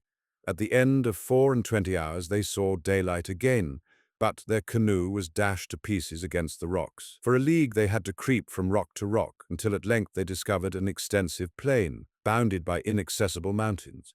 The country was cultivated as much for pleasure as for necessity. On all sides the useful was also the beautiful. The roads were covered, or rather adorned, with carriages of a glittering form and substance, in which were men and women of surprising beauty, drawn by large red sheep, which surpassed in fleetness the finest coursers of Andalusia, Tetuan, and Mequinez. "Here, however, is a country," said Candide, "which is better than Westphalia." He stepped out with Cacambo towards the first village which he saw. Some children dressed in tattered brocades played at quoits on the outskirts. Our travellers from the other world amused themselves by looking on. The quoits were large, round pieces, yellow, red, and green, which cast a singular lustre. The travellers picked a few of them off the ground. This was of gold, that of emeralds, the other of rubies. The least of them would have been the greatest ornament on the Mogul's throne. "Without doubt," said Cacambo, "these children must be the king's sons that are playing at quoits." The village schoolmaster appeared at this moment and called them to school. "There," said Candide, "is the preceptor of the royal family." The little truants immediately quitted their game, leaving the quoits on the ground with all their other playthings. Candide gathered them up, ran to the master, and presented them to him in a most humble manner, giving him to understand by signs that their royal highnesses had forgotten their gold and jewels. The schoolmaster, smiling, flung them upon the ground. Then, looking at Candide with a good deal of surprise, went about his business. The travellers, however, took care to gather up the gold, the rubies, and the emeralds. "Where are we?" cried Candide. "The king's children in this country must be well brought up, since they are taught to despise gold and precious stones." Cacambo was as much surprised as Candide. At length they drew near the first house in the village. It was built like an European palace. A crowd of people pressed about the door, and there were still more in the house. They heard most agreeable music and were aware of a delicious odor of cooking. Cacambo went up to the door and heard they were talking Peruvian. It was his mother tongue, for it is well known that Cacambo was born in Tucuman, in a village where no other language was spoken. "I will be your interpreter here," said he to Candide. "Let us go in. It is a public house." Immediately 2 waiters and 2 girls, dressed in cloth of gold, and their hair tied up with ribbons, invited them to sit down to table with the landlord. They served 4 dishes of soup, each garnished with 2 young parrots, a boiled condor which weighed 200 pounds, 2 roasted monkeys of excellent flavour, 300 hummingbirds in one dish, and 600 flybirds in another, exquisite ragouts, delicious pastries. the whole served up in dishes of a kind of rock crystal. The waiters and girls poured out several liqueurs drawn from the sugar cane. Most of the company were chapmen and wagoners, all extremely polite. They asked Cacambo a few questions with the greatest circumspection, and answered his in the most obliging manner. As soon as dinner was over, Cacambo believed as well as Candide that they might well pay their reckoning by laying down 2 of those large gold pieces which they had picked up. The landlord and landlady shouted with laughter and held their sides. When the fit was over, "Gentlemen," said the landlord, "it is plain you are strangers, and such guests we are not accustomed to see. Pardon us, therefore, for laughing when you offered us the pebbles from our highroads in payment of your reckoning. You doubtless have not the money of the country, but it is not necessary to have any money at all to dine in this house. All hostelries established for the convenience of commerce are paid by the government. You have fared but very indifferently because this is a poor village, but everywhere else you will be received as you deserve." Cacambo explained this whole discourse with great astonishment to Candide, who was as greatly astonished to hear it. "What sort of a country, then, is this?" said they to one another. "A country unknown to all the rest of the world, and where nature is of a kind so different from ours. It is probably the country where all is well, for there absolutely must be one such place. And, whatever Master Pangloss might say, I often found that things went very ill in Westphalia." 18th. What they saw in the country of El Dorado. Cacambo expressed his curiosity to the landlord, who made answer, "I am very ignorant, but not the worse on that account. However, we have in this neighborhood an old man retired from court, who is the most learned and most communicative person in the kingdom." At once he took Cacambo to the old man. Candide acted now only a second character, and accompanied his valet. They entered a very plain house, for the door was only of silver, and the ceilings were only of gold, but wrought in so elegant a taste as to vie with the richest. The antechamber, indeed, was only encrusted with rubies and emeralds, but the order in which everything was arranged made amends for this great simplicity. The old man received the strangers on his sofa, which was stuffed with hummingbirds' feathers, and ordered his servants to present them with liqueurs in diamond goblets, after which he satisfied their curiosity in the following terms. "I am now 172 years old, and I learnt of my late father, master of the horse to the king, the amazing revolutions of Peru, of which he had been an eyewitness. The kingdom we now inhabit is the ancient country of the Incas, who quitted it very imprudently to conquer another part of the world, and were at length destroyed by the Spaniards. More wise by far were the princes of their family, who remained in their native country, and they ordained, with the consent of the whole nation, that none of the inhabitants should ever be permitted to quit this little kingdom.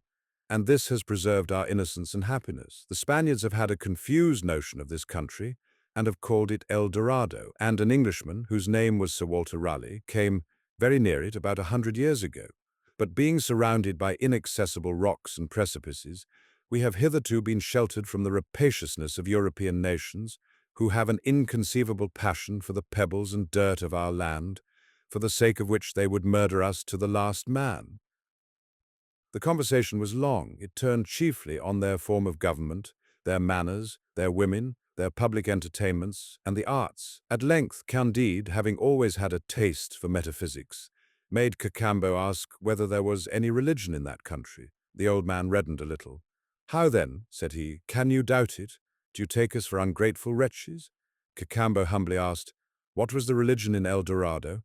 The old man reddened again. "Can there be 2 religions?" said he. "We have, I believe, the religion of all the world. We worship God night and morning." "Do you worship but one God?" said Cacambo, who still acted as interpreter in representing Candide's doubts. "Surely," said the old man, "there are not 2, nor 3, nor 4. I must confess the people from your side of the world ask very extraordinary questions." Candide was not yet tired of interrogating the good old man. He wanted to know in what manner they prayed to God in El Dorado. "We do not pray to him," said the worthy sage. "We have nothing to ask of him. He has given us all we need, and we return him thanks without ceasing." Candide, having a curiosity to see the priests, asked where they were. The good old man smiled. "My friend," said he, "we are all priests. The king and all the heads of families sing solemn canticles of thanksgiving every morning, accompanied by 5,000 or 6,000 musicians. What, have you no monks who teach, who dispute, who govern, who cabal, and who burn people that are not of their opinion." "We must be mad indeed, if that were the case," said the old man. "Here we are all of one opinion, and we know not what you mean by monks." During this whole discourse, Candide was in raptures, and he said to himself, "This is vastly different from Westphalia and the Baron's castle. Had our friend Pangloss seen El Dorado, he would no longer have said that the castle of Thunder Ten Tronckh was the finest upon earth. It is evident that one must travel." After this long conversation, the old man ordered a coach and 6 sheep to be got ready, and 12 of his domestics to conduct the travellers to court. "Excuse me," said he, "if my age deprives me of the honor of accompanying you. The king will receive you in a manner that cannot displease you, and no doubt you will make an allowance for the customs of the country, if some things should not be to your liking." Candide and Cacambo got into the coach, the 6 sheep flew, and in less than 4 hours they reached the king's palace situated at the extremity of the capital.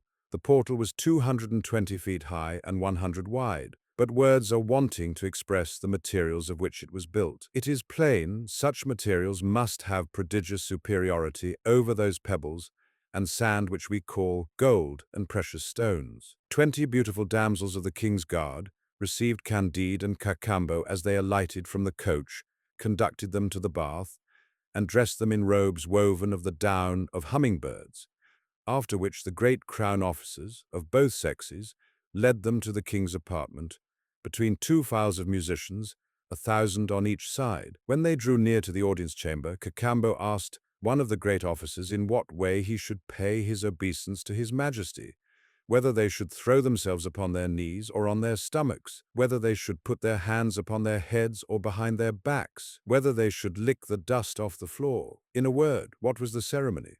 "The custom," said the great officer, "is to embrace the king and to kiss him on each cheek." Candide and Cacambo threw themselves round his majesty's neck.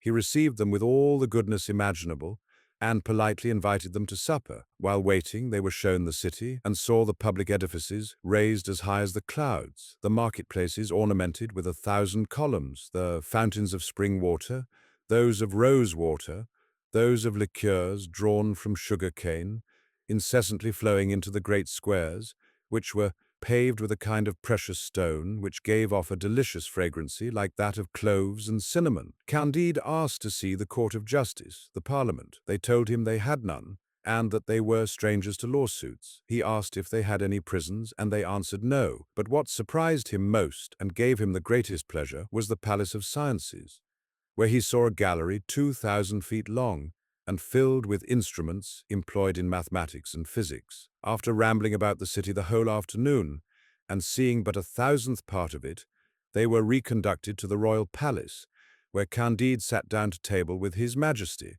his valet Cacambo, and several ladies. Never was there a better entertainment, and never was more wit shown at a table than that which fell from his majesty. Cacambo explained the king's bon mots to Candide, and notwithstanding they were translated, they still appeared to be bon mots.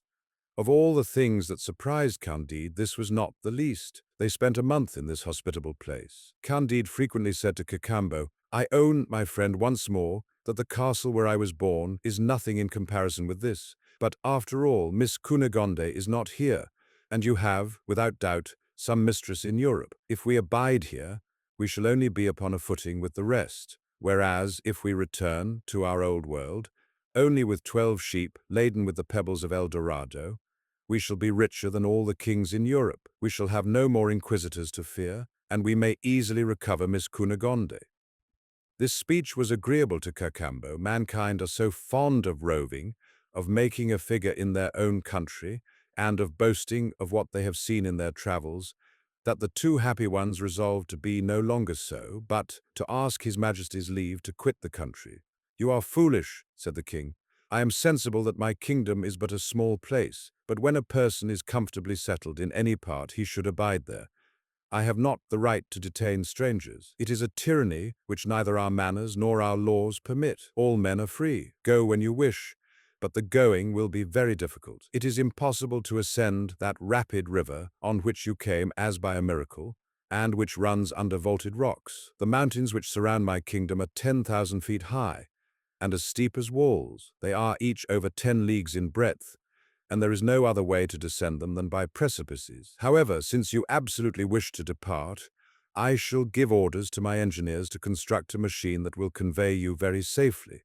When we have conducted you over the mountains, no one can accompany you further, for my subjects have made a vow never to quit the kingdom, and they are too wise to break it. Ask me, besides, anything that you please. We desire nothing of your majesty, says Candide, but a few sheep laden with provisions, pebbles, and the earth of this country. The king laughed. I cannot conceive, said he, what pleasure you Europeans find in our yellow clay, but take as much as you like, and great good may it do you. At once he gave directions that his engineers should construct a machine to hoist up these two extraordinary men out of the kingdom. 3,000 good mathematicians went to work. It was ready in 15 days, and did not cost more than 20 million sterling in the specie of that country. They placed Candide and Cacambo on the machine. There were two great red sheep saddled and bridled to ride upon.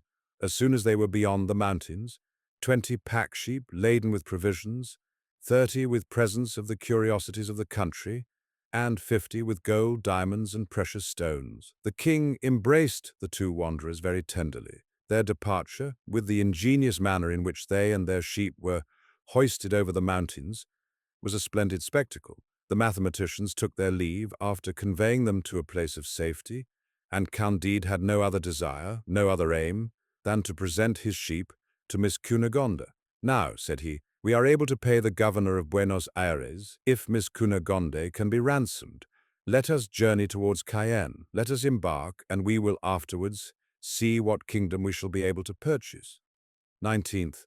What happened to them at Surinam, and how Candide got acquainted with Martin. Our travellers spent the first day very agreeably. They were delighted with possessing more treasure than all Asia, Europe, and Africa could scrape together. Candide, in his raptures, cut Cunegonde's name on the trees. The second day, 2 of their sheep plunged into a morass, where they and their burdens were lost. 2 more died of fatigue a few days after. 7 or 8 perished with hunger in a desert, and others subsequently fell down precipices.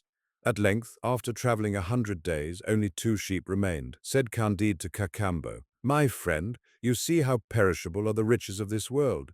There is nothing solid but virtue, and the happiness of seeing Cunegonde once more.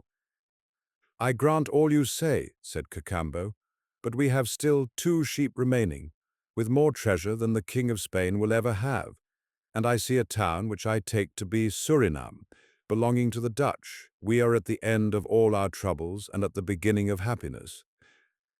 As they drew near the town, they saw a Negro stretched upon the ground, with only one moiety of his clothes, that is, of his blue linen drawers. The poor man had lost his left leg and his right hand. Good God, said Candide in Dutch, what art thou doing there, friend, in that shocking condition? I am waiting for my master, Mynheer van der Dende, the famous merchant, answered the Negro. Was it Mynheer van der Dende, said Candide, that treated thee thus? Yes, sir, said the Negro. It is the custom. They give us a pair of linen drawers for our whole garment twice a year. When we work at the sugar canes and the mill snatches hold of a finger, they cut off the hand, and when we attempt to run away, they cut off the leg. Both cases have happened to me. This is the price at which you eat sugar in Europe. Yet, when my mother sold me for 10 patagons on the coast of Guinea, she said to me, My dear child, bless our fetishes, adore them forever. They will make thee live happily. Thou hast the honor of being the slave of our lords, the whites, which is making the fortune of thy father and mother. Alas, I know not whether I have made their fortunes. This I know, that they have not made mine. Dogs, monkeys, and parrots are 1,000 times less wretched than I. The Dutch fetishes, who have converted me, declare every Sunday that we are all of us children of Adam, blacks as well as whites. I'm not a genealogist, but if these preachers tell truth, we are all second cousins. Now, you must agree that it is impossible to treat one's relations in a more barbarous manner. Oh, Pangloss, cried Candide, thou hadst not guessed at this abomination. It is the end. I must at last renounce thy optimism. What is this optimism? Said Cacambo. Alas, said Candide, it is the madness of maintaining that everything is right when it is wrong. Looking at the Negro, he shed tears, and weeping he entered Surinam. The first thing they inquired after was whether there was a vessel in the harbor which could be sent to Buenos Aires. The person to whom they applied was a Spanish sea captain who offered to agree with them upon reasonable terms. He appointed to meet them at a public house, whither Candide and the faithful Cacambo went with their 2 sheep, and awaited his coming. Candide, who had his heart upon his lips, told the Spaniard all his adventures, and avowed that he intended to elope with Miss Cunegonde. "Then I will take good care not to carry you to Buenos Aires," said the seaman. "I should be hanged, and so would you. The fair Cunegonde is my lord's favourite mistress." This was a thunderclap for Candide. He wept for a long while. At last he drew Cacambo aside. "Here, my dear friend," said he to him, "this thou must do. We have each of us in his pocket 5 or 6 millions in diamonds. You are more clever than I. You must go and bring Miss Cunegonde from Buenos Aires. If the governor makes any difficulty, give him 1 million. If he will not relinquish her, give him 2. As you have not killed an inquisitor, they will have no suspicion of you. I'll get another ship and go and wait for you at Venice. That's a free country, where there is no danger either from Bulgarians, Abaris, Jews, or inquisitors." Cacambo applauded this wise resolution. He despaired at parting from so good a master, who had become his intimate friend. But the pleasure of serving him prevailed over the pain of leaving him. They embraced with tears. Candide charged him not to forget the good old woman. Cacambo set out that very same day. This Cacambo was a very honest fellow. Candide stayed some time longer in Surinam, waiting for another captain to carry him and the 2 remaining sheep to Italy. After he had hired domestics and purchased everything necessary for a long voyage, Mynheer van der Dende, captain of a large vessel, came and offered his services. "How much will you charge," said he to this man, "to carry me straight to Venice, me, my servants, my baggage, and these 2 sheep?" The skipper asked 10,000 piastres. Candide did not hesitate. Oh, said the prudent Van der Dende to himself, "this stranger gives 10,000 piastres unhesitatingly. He must be very rich." Returning a little while after, he let him know that upon second consideration he could not undertake the voyage for less than 20,000 piastres. "Well, you shall have them," said Candide. "Aye," said the skipper to himself, "this man agrees to pay 20,000 piastres with as much ease as 10. He went back to him again and declared that he could not carry him to Venice for less than 30,000 piastres. "Then you shall have 30,000, replied Candide. Oh, said the Dutch skipper once more to himself. 30,000 piastres are a trifle to this man. Surely these sheep must be laden with an immense treasure. Let us say no more about it. First of all, let him pay down the 30,000 piastres, then we shall see." Candide sold 2 small diamonds, the least of which was worth more than what the skipper asked for his freight. He paid him in advance. The 2 sheep were put on board. Candide followed in a little boat to join the vessel in the roads. The skipper seized his opportunity, set sail, and put out to sea, the wind favoring him. Candide, dismayed and stupefied, soon lost sight of the vessel. "Alas," said he, "this is a trick worthy of the old world." He put back, overwhelmed with sorrow, for indeed he had lost sufficient to make the fortune of 20 monarchs. He waited upon the Dutch magistrate, and, in his distress, he knocked over loudly at the door. He entered and told his adventure, raising his voice with unnecessary vehemence. The magistrate began by fining him 10,000 piastres for making a noise. Then he listened patiently, promised to examine into his affair at the skipper's return, and ordered him to pay 10,000 piastres for the expense of the hearing. This drove Candide to despair. He had indeed endured misfortunes 1,000 times worse. The coolness of the magistrate and of the skipper who had robbed him roused his choler and flung him into a deep melancholy. The villainy of mankind presented itself before his imagination in all its deformity, and his mind was filled with gloomy ideas. At length, hearing that a French vessel was ready to set sail for Bordeaux, as he had no sheep laden with diamonds to take along with him, he hired a cabin at the usual price. He made it known in the town that he would pay the passage and board, and give 2,000 piastres to any honest man who would make the voyage with him, upon condition that this man was the most dissatisfied with his state, and the most unfortunate in the whole province. Such a crowd of candidates presented themselves that a fleet of ships could hardly have held them. Candide, being desirous of selecting from among the best, marked out about 1/20 of them, who seemed to be sociable men, and who all pretended to merit his preference. He assembled them at his inn and gave them a supper on condition that each took an oath to relate his history faithfully, promising to choose him who appeared to be most justly discontented with his state, and to bestow some presents upon the rest. They sat until 4 o'clock in the morning. Candide, in listening to all their adventures, was reminded of what the old woman had said to him in their voyage to Buenos Aires, and of her wager that there was not a person on board the ship but had met with very great misfortunes. He dreamed of Pangloss at every adventure told to him. This Pangloss, said he, would be puzzled to demonstrate his system. I wish that he were here. Certainly, if all things are good, it is in El Dorado and not in the rest of the world. At length he made choice of a poor man of letters, who had worked 10 years for the booksellers of Amsterdam. He judged that there was not in the whole world a trade which could disgust one more. This philosopher was an honest man, but he had been robbed by his wife, beaten by his son, and abandoned by his daughter, who got a Portuguese to run away with her. He had just been deprived of a small employment on which he subsisted, and he was persecuted by the preachers of Surinam, who took him for a Socinian. We must allow that the others were at least as wretched as he, but Candide hoped that the philosopher would entertain him during the voyage. All the other candidates complained that Candide had done them great injustice, but he appeased them by giving 100 piastres to each. 20. What happened at sea to Candide and Martin? The old philosopher, whose name was Martin, embarked then with Candide for Bordeaux. They had both seen and suffered a great deal, and if the vessel had sailed from Surinam to Japan, by the Cape of Good Hope, the subject of moral and natural evil would have enabled them to entertain one another during the whole voyage. Candide, however, had one great advantage over Martin, in that he always hoped to see Miss Cunegonde, whereas Martin had nothing at all to hope. Besides, Candide was possessed of money and jewels, and, though he had lost 100 large red sheep, laden with the greatest treasure upon earth, though the knavery of the Dutch skipper still sat heavy upon his mind, yet, when he reflected upon what he had still left, and when he mentioned the name of Cunegonde, especially towards the latter end of a repast, he inclined to Pangloss's doctrine. "But you, Mr. Martin," said he to the philosopher, "what do you think of all this? What are your ideas on moral and natural evil?"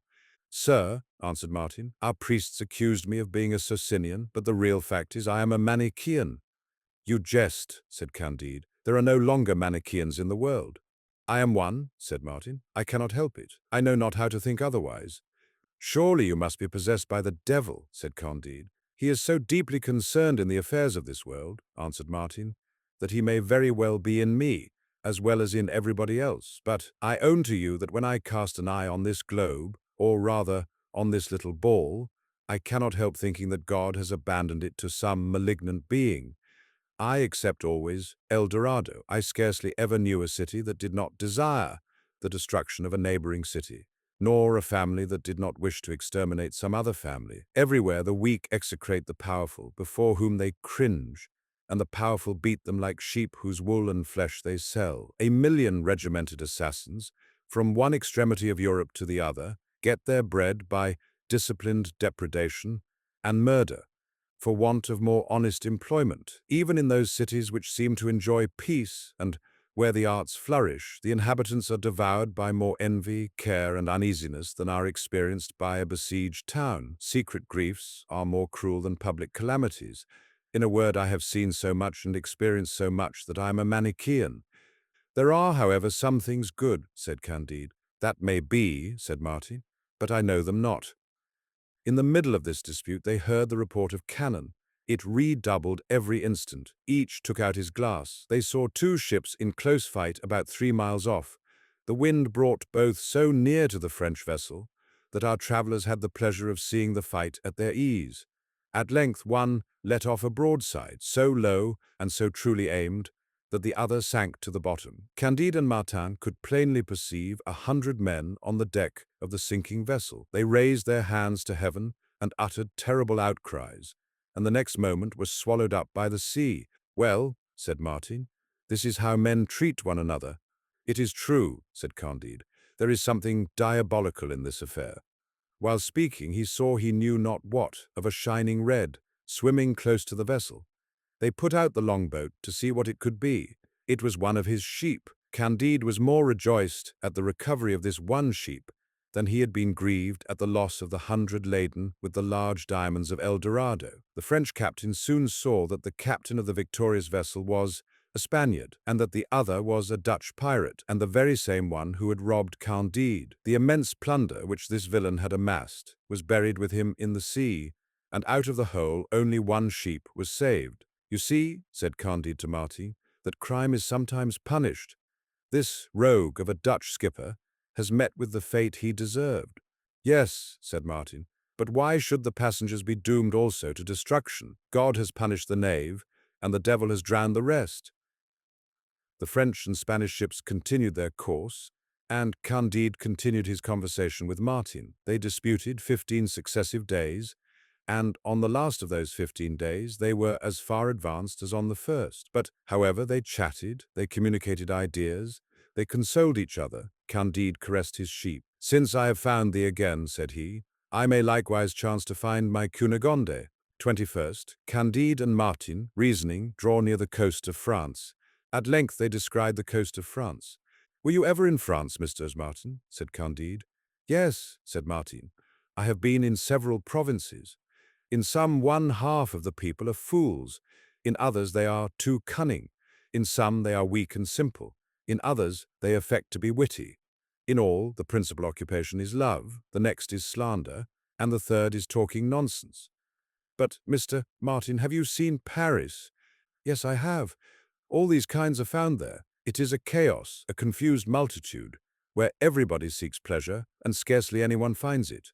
At least as it appeared to me. I made a short stay there. On my arrival I was robbed of all I had by pickpockets at the fair of Saint-Germain. I myself was taken for a robber and was imprisoned for 8 days, after which I served as corrector of the press to gain the money necessary for my return to Holland on foot. I knew the whole scribbling rabble, the party rabble, the fanatic rabble. It is said that there are very polite people in that city, and I wish to believe it. For my part, I have no curiosity to see France," said Candide. "You may easily imagine that after spending a month at El Dorado, I can desire to behold nothing upon earth but Miss Cunegonde. I go to await her at Venice. We shall pass through France on our way to Italy. Will you bear me company?" "With all my heart," said Martin. "It is said that Venice is fit only for its own nobility, but that strangers meet with a very good reception if they have a good deal of money. I have none of it. You have, therefore I will follow you all over the world." "But do you believe," said Candide, "that the earth was originally a sea, as we find it asserted in that large book belonging to the captain?"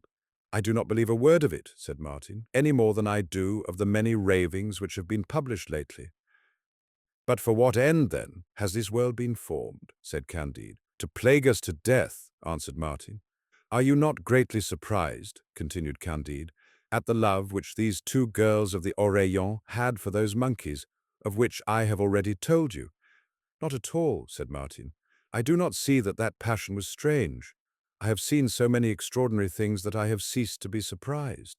"Do you believe," said Candide, "that men have always massacred each other as they do today, that they have always been liars, cheats, traitors, ingrates, brigands, idiots, thieves, scoundrels, gluttons, drunkards, misers, envious, ambitious, bloody-minded, calumniators, debauchees, fanatics, hypocrites, and fools?" "Do you believe," said Martin, "that hawks have always eaten pigeons when they have found them?" "Yes, without doubt," said Candide. "Well then," said Martin, "if hawks have always had the same character, why should you imagine that men may have changed theirs?" "Oh," said Candide, "there is a vast deal of difference, for free will." And reasoning thus, they arrived at Bordeaux. 22. What happened in France to Candide and Martin?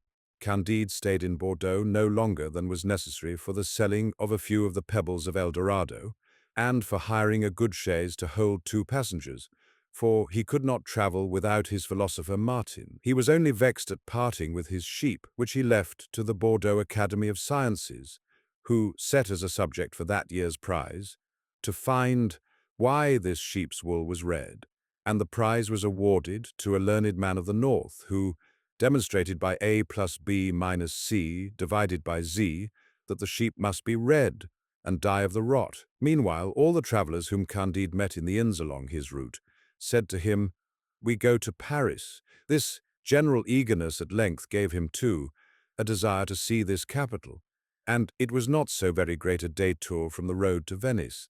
He entered Paris by the suburb of Saint-Marceau and fancied that he was in the dirtiest village of Westphalia. Scarcely was Candide arrived at his inn than he found himself attacked by a slight illness, caused by fatigue, as he had a very large diamond on his finger, and the people of the inn had taken notice of a prodigiously heavy box among his baggage. There were 2 physicians to attend him, though he had never sent for them, and 2 devotees who warmed his broths. I remember, Martin said, also to have been sick at Paris in my first voyage. I was very poor, thus I had neither friends, devotees, nor doctors, and I recovered.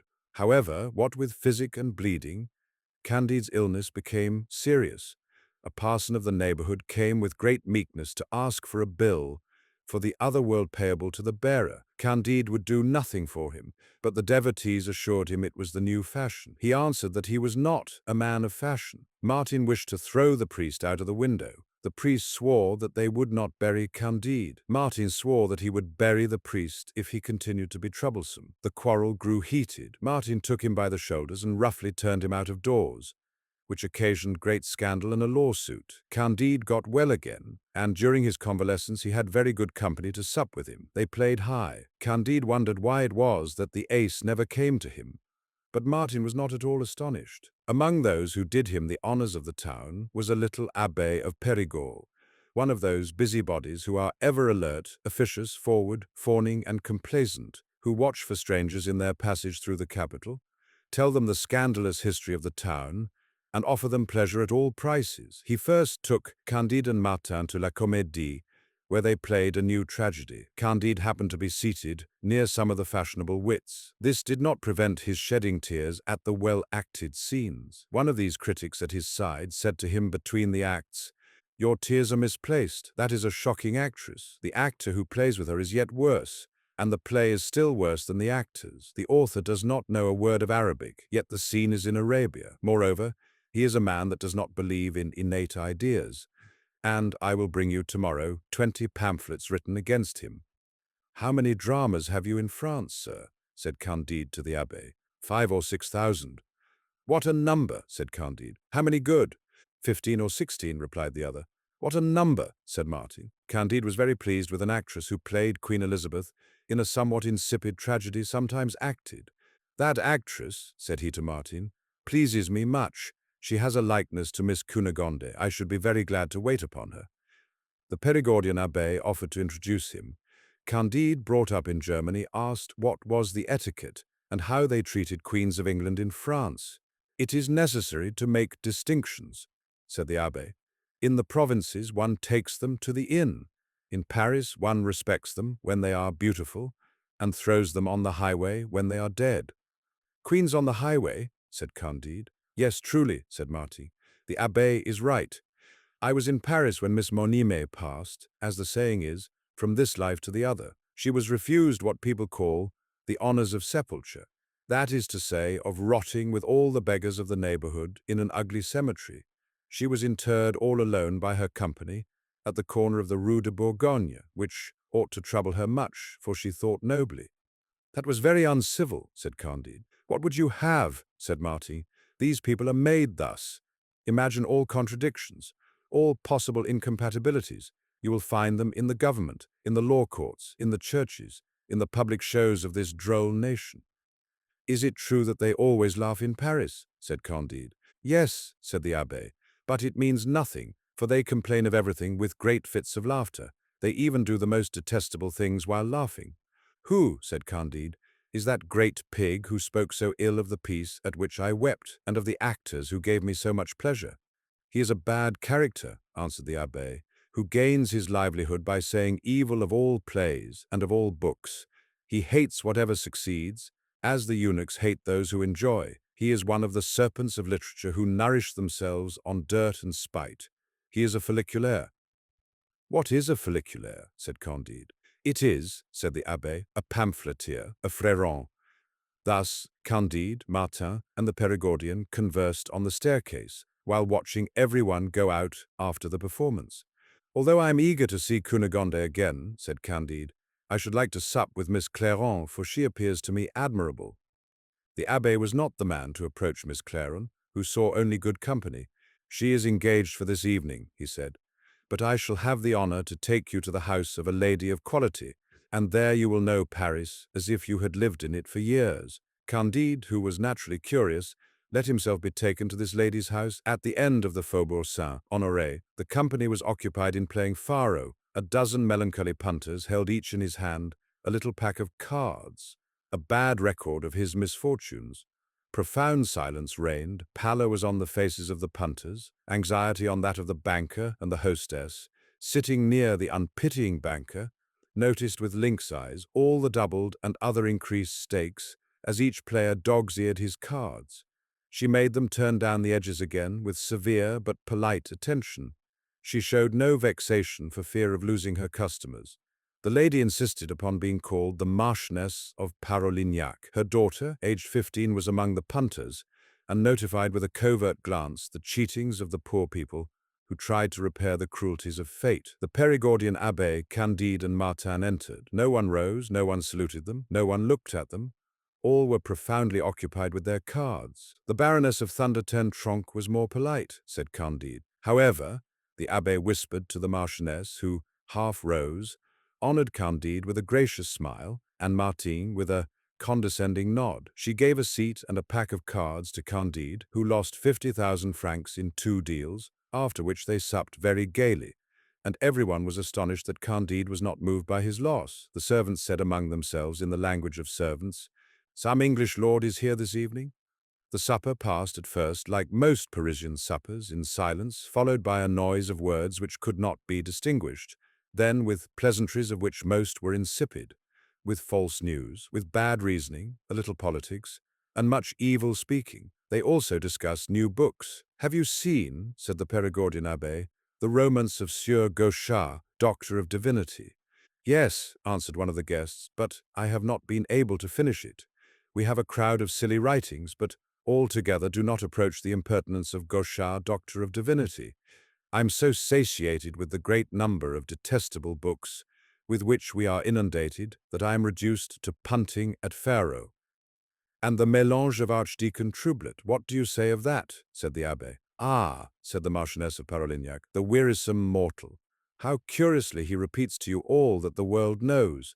How heavily he discusses that which is not worth the trouble of lightly remarking upon. How, without wit, he appropriates the wit of others. How he spoils what he steals. How he disgusts me. But he will disgust me no longer. It is enough to have read a few of the Archdeacon's pages."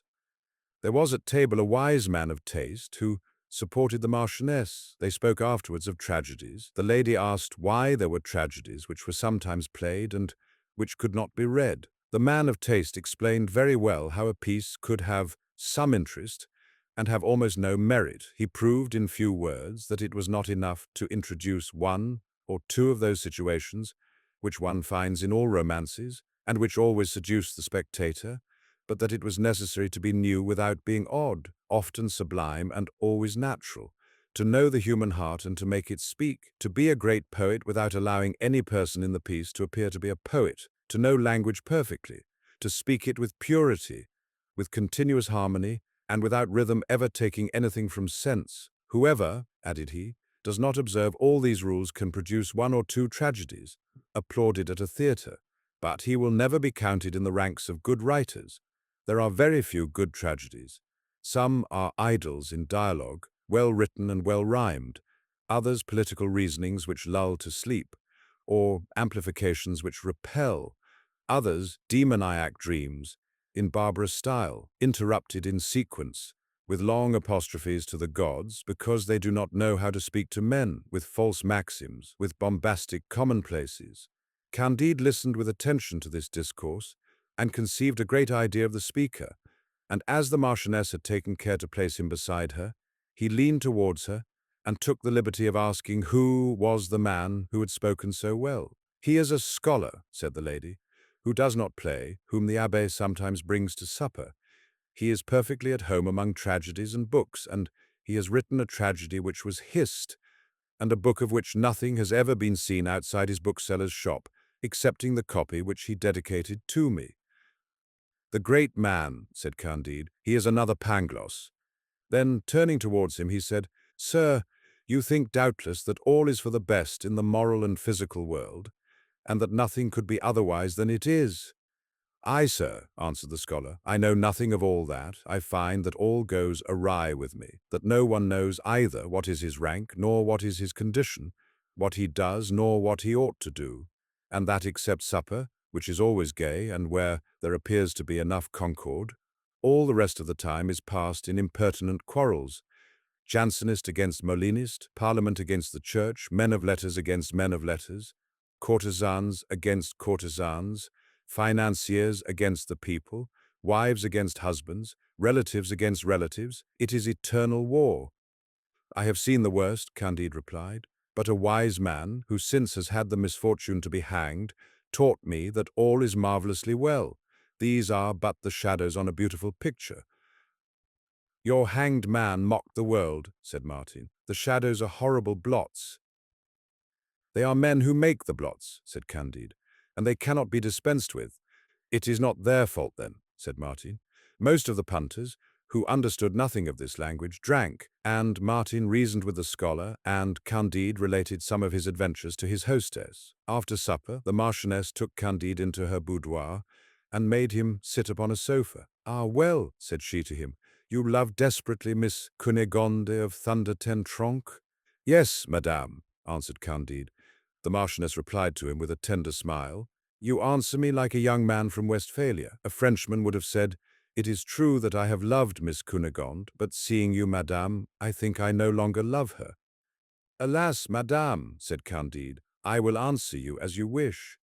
"Your passion for her," said the Marchioness, "commenced by picking up her handkerchief. I wish that you would pick up my garter." "With all my heart," said Candide, and he picked it up. "But I wish that you would put it on," said the lady, and Candide put it on. "You see," said she, "you are a foreigner. I sometimes make my Parisian lovers languish for 15 days, but I give myself to you the first night, because one must do the honors of one's country to a young man from Westphalia." The lady, having perceived 2 enormous diamonds upon the hands of the young foreigner, praised them with such good faith that from Candide's fingers they passed to her own. Candide, returning with the Perigordian abbé, felt some remorse in having been unfaithful to Miss Cunegonde. The abbé sympathized in his trouble. He had had but a light part of the 50,000 francs lost at play, and of the value of the 2 brilliants, half given, half extorted. His design was to profit as much as he could by the advantages which the acquaintance of Candide could procure for him. He spoke much of Cunegonde, and Candide told him that he should ask forgiveness of that beautiful one for his infidelity when he should see her in Venice. The abbé redoubled his politeness and attentions, and took a tender interest in all that Candide said, in all that he did, in all that he wished to do. "And so, sir, you have a rendezvous at Venice?" "Yes, Monsieur Abbé," answered Candide. "It is absolutely necessary that I go to meet Miss Cunegonde." And then the pleasure of talking of that which he loved induced him to relate, according to his custom, part of his adventures with the fair Westphalian. "I believe," said the abbé, "that Miss Cunegonde has a great deal of wit, and that she writes charming letters." "I have never received any from her," said Candide, "for being expelled from the castle on her account, I had not an opportunity for writing to her. Soon after that, I heard she was dead.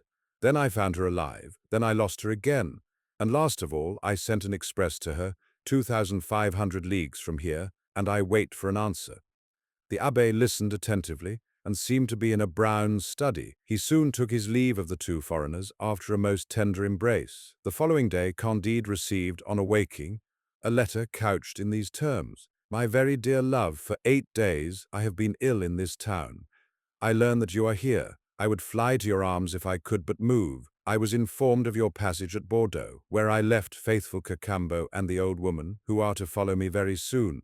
The governor of Buenos Aires has taken all, but there remains to me your heart. Come, your presence will either give me life or kill me with pleasure."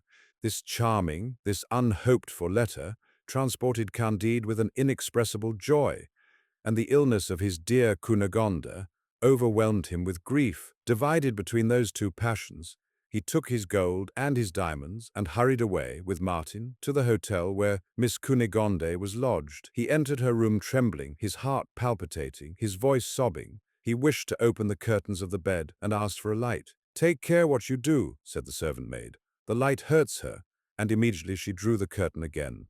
"My dear Cunegonde," said Candide, weeping, "how are you? If you cannot see me, at least speak to me." "She cannot speak," said the maid. The lady then put a plump hand out from the bed, and Candide bathed it with his tears and afterwards filled it with diamonds, leaving a bag of gold upon the easy-chair.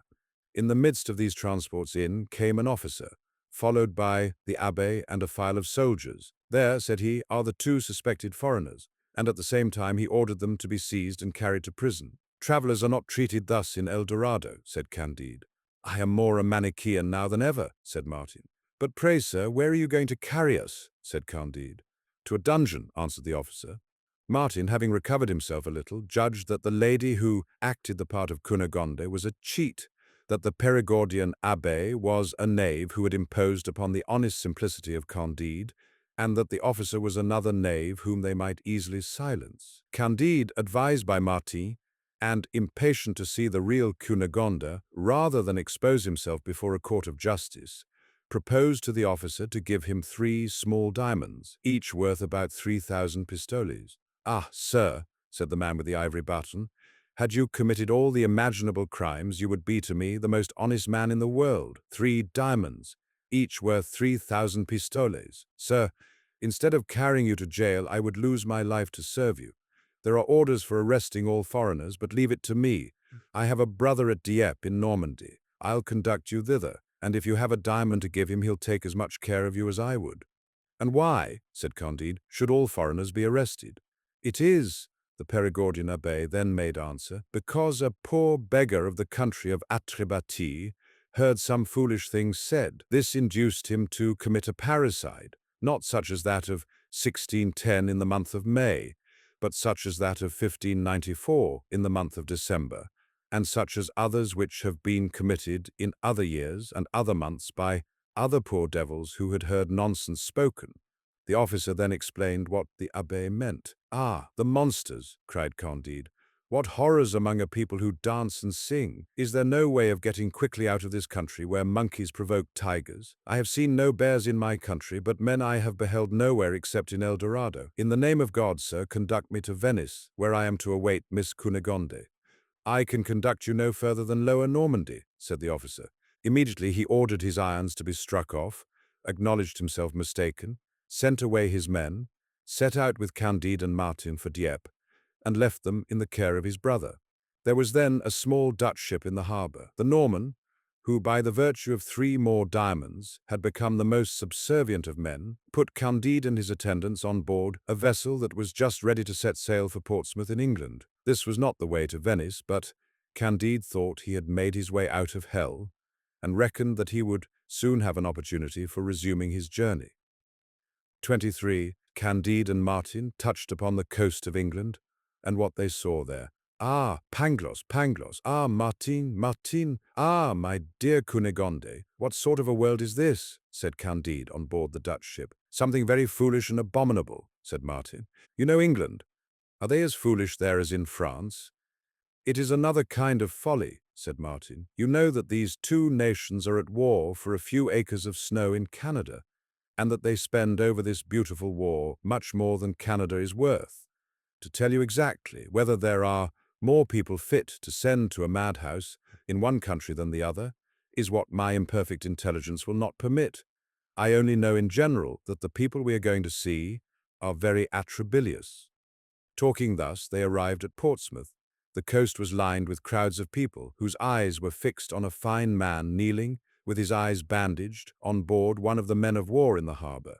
4 soldiers stood opposite to this man. Each of them fired 3 balls at his head, with all the calmness in the world, and the whole assembly went away very well satisfied.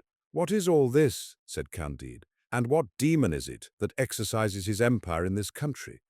He then asked who was that fine man who had been killed with so much ceremony. They answered, he was an admiral. "And why kill this admiral?"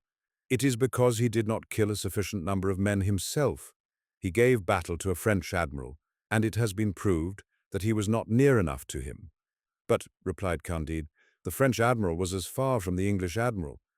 There is no doubt of it, but in this country it is found good, from time to time, to kill one admiral, to encourage the others.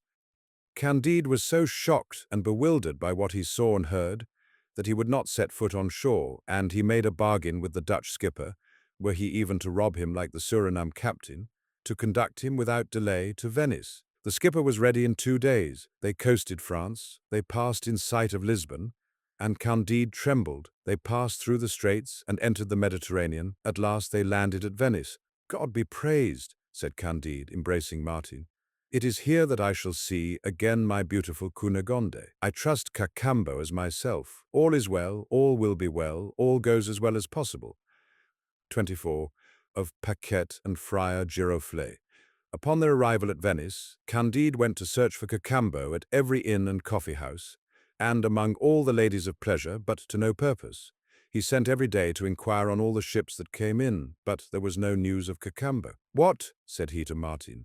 I have had time to voyage from Surinam to Bordeaux, to go from Bordeaux to Paris, from Paris to Dieppe, from Dieppe to Portsmouth, to coast along Portugal and Spain, to cross the whole Mediterranean, to spend some months, and yet the beautiful Cunegonde has not arrived. Instead of her, I have only met a Parisian wench and a Perigordian abbé. Cunegonde is dead without doubt, and there is nothing for me but to die. Alas! How much better it would have been for me to have remained in the paradise of El Dorado than to come back to this cursed Europe. You are in the right, my dear Martin. All is misery and illusion.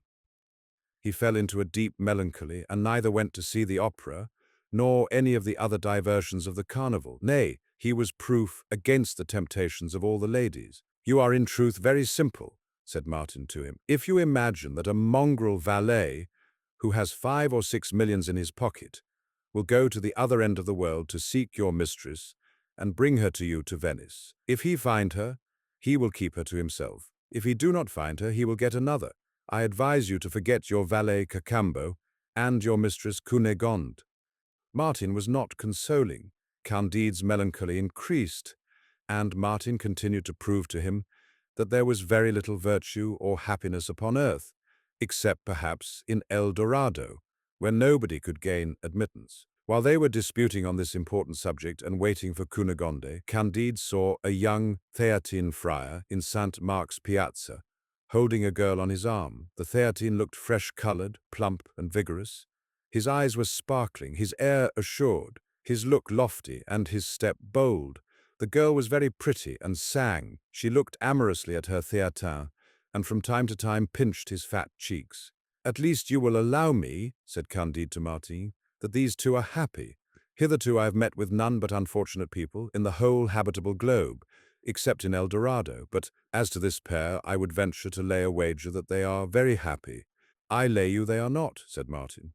We need only ask them to dine with us, said Candide, and you will see whether I'm mistaken. Immediately he accosted them, presented his compliments, and invited them to his inn to eat some macaroni, with Lombard partridges and caviare, and to drink some Montepulciano, Lacrimae Christi, Cyprus and Samos wine. The girl blushed. The Theatin accepted the invitation, and she followed him, casting her eyes on Candide with confusion and surprise, and dropping a few tears. No sooner had she set foot in Candide's apartment than she cried out, "Ah! Mr. Candide does not know Paquette again." Candide had not viewed her as yet with attention, his thoughts being entirely taken up with Cunegonde, but recollecting her as she spoke. "Alas," said he, "my poor child, it is you who reduced Dr. Pangloss to the beautiful condition in which I saw him."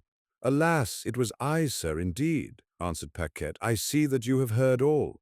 I have been informed of the frightful disasters that befell the family of my Lady Baroness, and the fair Cunegonde. I swear to you that my fate has been scarcely less sad. I was very innocent when you knew me. A grey friar, who was my confessor, easily seduced me. The consequences were terrible. I was obliged to quit the castle some time after the Baron had sent you away, with kicks on the backside. If a famous surgeon had not taken compassion on me, I should have died. For some time I was this surgeon's mistress, merely out of gratitude. His wife, who was mad with jealousy, beat me every day unmercifully, She was a fury. The surgeon was one of the ugliest of men, and I the most wretched of women, to be continually beaten for a man I did not love. You know, sir, what a dangerous thing it is for an ill-natured woman to be married to a doctor.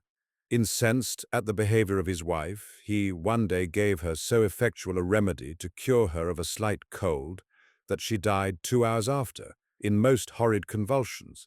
The wife's relations prosecuted the husband. He took flight, and I was thrown into jail. My innocence would not have saved me if I had not been good-looking. The judge set me free on condition that he succeeded the surgeon. I was soon supplanted by a rival, turned out of doors quite destitute, and obliged to continue this abominable trade, which appears so pleasant to you men, while to us women it is the utmost abyss of misery. I have come to exercise the profession at Venice. Ah, sir, if you could only imagine what it is to be obliged to caress indifferently an old merchant, a lawyer, a monk, a gondolier, an abbé, to be exposed to abuse and insults, to be often reduced to borrowing a petticoat, only to go and have it raised by a disagreeable man, to be robbed by one of what one has earned from another, to be subject to the extortions of the officers of justice, and to have in prospect only a frightful old age, a hospital, and a dunghill, you would conclude that I am one of the most unhappy creatures in the world.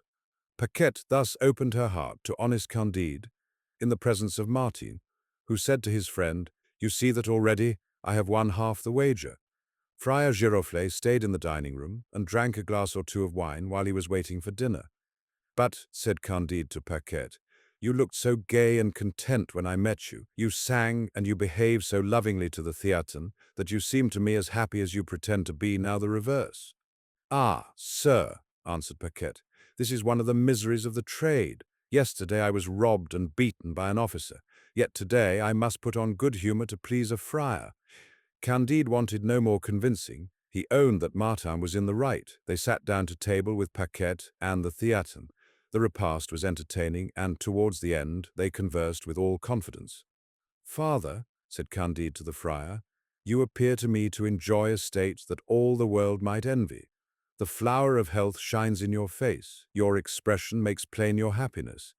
You have a very pretty girl for your recreation, and you seem well satisfied with your state as a theatin." "My faith, sir," said Friar Giroflée, "I wish that all the theatines were at the bottom of the sea. I have been tempted 100 times to set fire to the convent and go and become a Turk. My parents forced me at the age of 15 to put on this detestable habit, to increase the fortune of a cursed elder brother, whom God confound. Jealousy, discord, and fury dwell in the convent. It is true I have preached a few bad sermons that have brought me in a little money, of which the prior stole half, while the rest serves to maintain my girls. But when I return at night to the monastery, I am ready to dash my head against the walls of the dormitory, and all my fellows are in the same case." Martin turned towards Candide with his usual coolness. "Well," said he, "have I not won the whole wager?" Candide gave 2,000 piastres to Paquette and 1,000 to Friar Giroflée. "I'll answer for it," said he, "that with this they will be happy." "I do not believe it at all," said Martin. "You will, perhaps, with these piastres, only render them the more unhappy." "Let that be as it may," said Candide, "but one thing consoles me.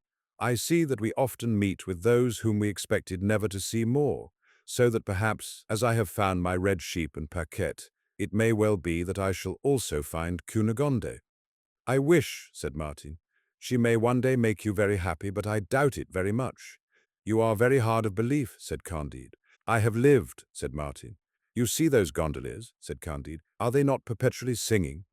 "You do not see them," said Martin, "at home with their wives and brats. The Doge has his troubles, the gondoliers have theirs.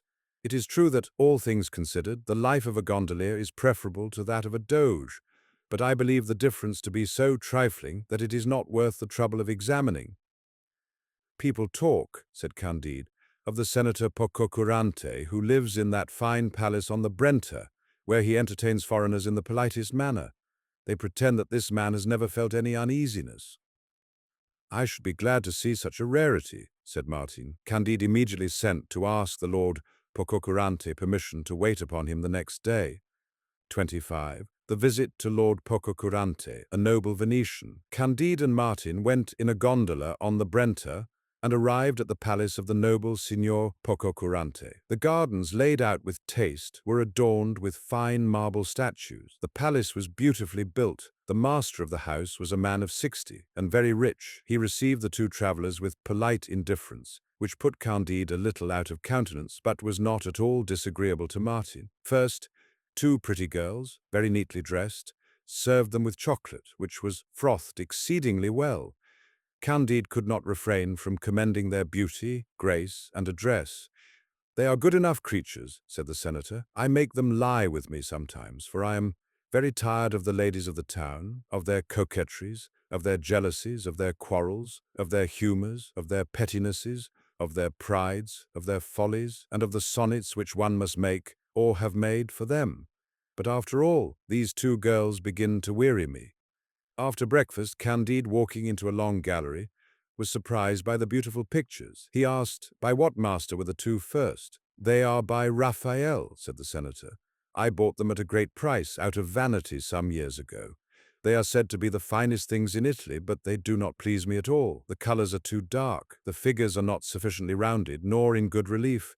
The draperies in no way resemble stuffs. In a word, whatever may be said, I do not find there a true imitation of nature. I only care for a picture when I think I see nature itself, and there are none of this sort. I have a great many pictures, but I prize them very little."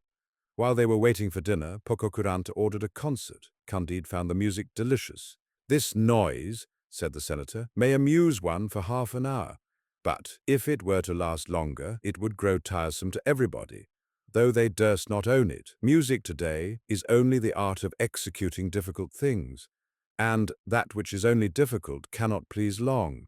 Perhaps I should be fonder of the opera if they had not found the secret of making of it a monster which shocks me.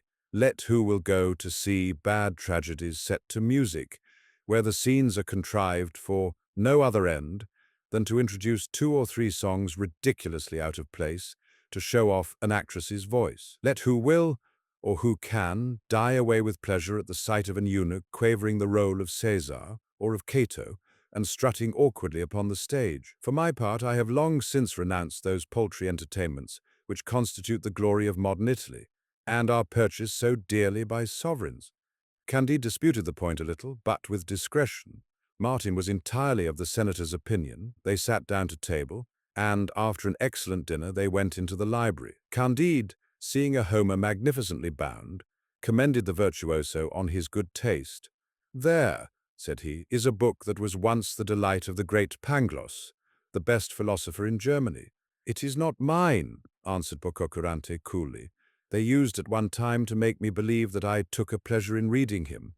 But that continual repetition of battles, so extremely like one another, those gods that are always active without doing anything decisive, that Helen who is the cause of the war, and who yet scarcely appears in the peace, that Troy so long besieged without being taken, all these together caused me great weariness. I have sometimes asked learned men whether they were not as weary as I of that work. Those who were sincere have owned to me that the poem made them fall asleep. Yet it was necessary to have it in their library as a monument of antiquity, or like those rusty medals which are no longer of use in commerce." "But your Excellency does not think thus of Virgil," said Candide. "I grant," said the senator, "that the 2nd, 4th, and 6th books of his Aeneid are excellent. But as for his pious Aeneas, his strong Cloanthus, his friend Achates, his little Ascanius, his silly King Latinus, his bourgeois Amata, his insipid Lavinia, I think there can be nothing more flat and disagreeable. I prefer Tasso a good deal, or even the soporific tales of Ariosto." "May I presume to ask you, sir," said Candide, "whether you do not receive a great deal of pleasure from reading Horace?" "There are maxims in this writer," answered Pococurante, "from which a man of the world may reap great benefit, and being written in energetic verse, they are more easily impressed upon the memory. But I care little for his journey to Brundusium, and his account of a bad dinner, or of his low quarrel between one Rupilius, whose words he says were full of poisonous filth, and another whose language was imbued with vinegar. I have read with much distaste his indelicate verses against old women and witches, nor do I see any merit in telling his friend Maecenas that if he will but rank him in the choir of lyric poets, his lofty head shall touch the stars. Fools admire everything in an author of reputation. For my part, I read only to please myself. I like only that which serves my purpose. Candide, having been educated never to judge for himself, was much surprised at what he heard. Martin found there was a good deal of reason in Pococurante's remarks. "Oh, here is Cicero," said Candide. "Here is the great man whom I fancy you are never tired of reading." "I never read him," replied the Venetian. "What is it to me whether he pleads for Rabirius or Cluentius? I try causes enough myself. His philosophical works seem to me better, but when I found that he doubted of everything, I concluded that I knew as much as he, and that I had no need of a guide to learn ignorance." "Ha! Here are 80 volumes of the Academy of Sciences," cried Martin. "Perhaps there is something valuable in this collection." "There might be," said Pococurante, "if only one of those rakers of rubbish had shown how to make pins, but in all these volumes there is nothing but chimerical systems, and not a single useful thing." "And what dramatic works I see here," said Candide, "in Italian, Spanish, and French." "Yes," replied the senator, "there are 3,000, and not 3 dozen of them good for anything. As to those collections of sermons, which altogether are not worth a single page of Seneca, and those huge volumes of theology, you may well imagine that neither I nor anyone else ever opens them." Martin saw some shelves filled with English books. "I have a notion," said he, "that a republican must be greatly pleased with most of these books, which are written with a spirit of freedom." "Yes," answered Pococurante, "it is noble to write as one thinks. This is the privilege of humanity. In all our Italy we write only what we do not think. Those who inhabit the country of the Caesars and the Antoninuses dare not acquire a single idea without the permission of a Dominican friar. I should be pleased with the liberty which inspires the English genius, if passion and party spirit did not corrupt all that is estimable in this precious liberty." Candide, observing a Milton, asked whether he did not look upon this author as a great man. "Who," said Pococurante, "that barbarian who writes a long commentary in 10 books of harsh verse on the first chapter of Genesis, that coarse imitator of the Greeks who disfigures the creation, and who, while Moses represents the eternal producing the world by a word, makes the Messiah take a great pair of compasses from the armory of heaven to circumscribe his work. How can I have any esteem for a writer who has spoiled Tasso's hell and the devil, who transforms Lucifer sometimes into a toad and other times into a pygmy, who makes him repeat the same things 100 times, who makes him dispute on theology, who, by a serious imitation of Ariosto's comic invention of firearms, represents the devil's cannonading in heaven? Neither I nor any man in Italy could take pleasure in those melancholy extravagances, and the marriage of sin and death, and the snakes brought forth by sin, are enough to turn the stomach of anyone with the least taste. This obscure, whimsical, and disagreeable poem was despised upon its first publication, and I only treat it now as it was treated in its own country by contemporaries. For the matter of that, I say what I think, and I care very little whether others think as I do." Candide was grieved at this speech, for he had a respect for Homer and was fond of Milton. "Alas," said he softly to Martin, "I am afraid that this man holds our German poets in very great contempt." "There would not be much harm in that," said Martin. "Oh, what a superior man," said Candide below his breath. "What a great genius is this Pococurante. Nothing can please him." After their survey of the library, they went down into the garden, where Candide praised its several beauties. "I know of nothing in so bad a taste," said the master. "All you see here is merely trifling. After tomorrow I will have it planted with a nobler design." "Well," said Candide to Martin when they had taken their leave, "you will agree that this is the happiest of mortals, for he is above everything he possesses." "But do you not see," answered Martin, "that he is disgusted with all he possesses? Plato observed a long while ago that those stomachs are not the best, that reject all sorts of food." "But is there not a pleasure," said Candide, "in criticizing everything, in pointing out faults where others see nothing but beauties?" "That is to say," replied Martin, "that there is some pleasure in having no pleasure." "Well, well," said Candide, "I find that I shall be the only happy man when I am blessed with the sight of my dear Cunegonde."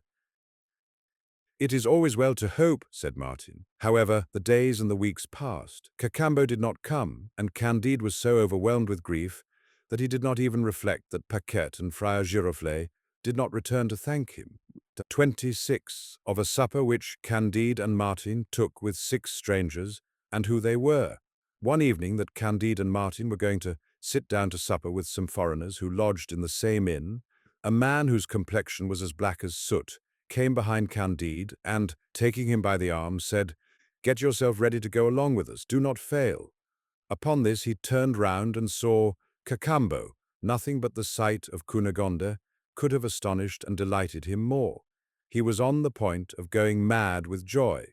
He embraced his dear friend. "Cunegonde is here, without doubt. Where is she? Take me to her, that I may die of joy in her company." "Cunegonde is not here," said Cacambo. "She is at Constantinople." "Oh, heavens! At Constantinople! But were she in China, I would fly thither. Let us be off." "We shall set out after supper," replied Cacambo. "I can tell you nothing more. I am a slave, my master awaits me. I must serve him at table. Speak not a word, eat, and then get ready." Candide, distracted between joy and grief, delighted at seeing his faithful agent again, astonished at finding him a slave, filled with the fresh hope of recovering his mistress, his heart palpitating, his understanding confused, sat down to table with Martin, who saw all these scenes quite unconcerned, and with 6 strangers who had come to spend the carnival at Venice. Cacambo waited at table upon one of the strangers. Towards the end of the entertainment he drew near his master, and whispered in his ear, "Sire, your majesty may start when you please, the vessel is ready." On saying these words he went out. The company, in great surprise, looked at one another without speaking a word, when another domestic approached his master and said to him, "Sire, your majesty's chaise is at Padua, and the boat is ready." The master gave a nod, and the servant went away. The company all stared at one another again, and their surprise redoubled. A third valet came up to a third stranger, saying, "Sire, believe me, your majesty ought not to stay here any longer. I'm going to get everything ready." And immediately he disappeared. Candide and Martin did not doubt that this was a masquerade of the carnival. Then a fourth domestic said to a fourth master, "Your majesty may depart when you please." Saying this, he went away like the rest. The fifth valet said the same thing to the fifth master. But the sixth valet spoke differently to the sixth stranger, who sat near Candide. He said to him, "Faith, sire, they will no longer give credit to your majesty nor to me, and we may perhaps both of us be put in jail this very night. Therefore I will take care of myself. Adieu." The servants being all gone, the 6 strangers, with Candide and Martin, remained in a profound silence. At length Candide broke it. "Gentlemen," said he, "this is a very good joke indeed, but why should you all be kings? For me, I own that neither Martin nor I is a king." Cacambo's master then gravely answered in Italian, "I am not at all joking. My name is Ahmet III. I was Grand Sultan many years. I dethroned my brother. My nephew dethroned me, my viziers were beheaded, and I am condemned to end my days in the old seraglio. My nephew, the great Sultan Mahmud, permits me to travel sometimes for my health, and I am come to spend the carnival at Venice." A young man who sat next to Ahmet spoke then as follows, "My name is Ivan. I was once emperor of all the Russias, but was dethroned in my cradle. My parents were confined in prison, and I was educated there. Yet I am sometimes allowed to travel in company with persons who act as guards, and I am come to spend the carnival at Venice."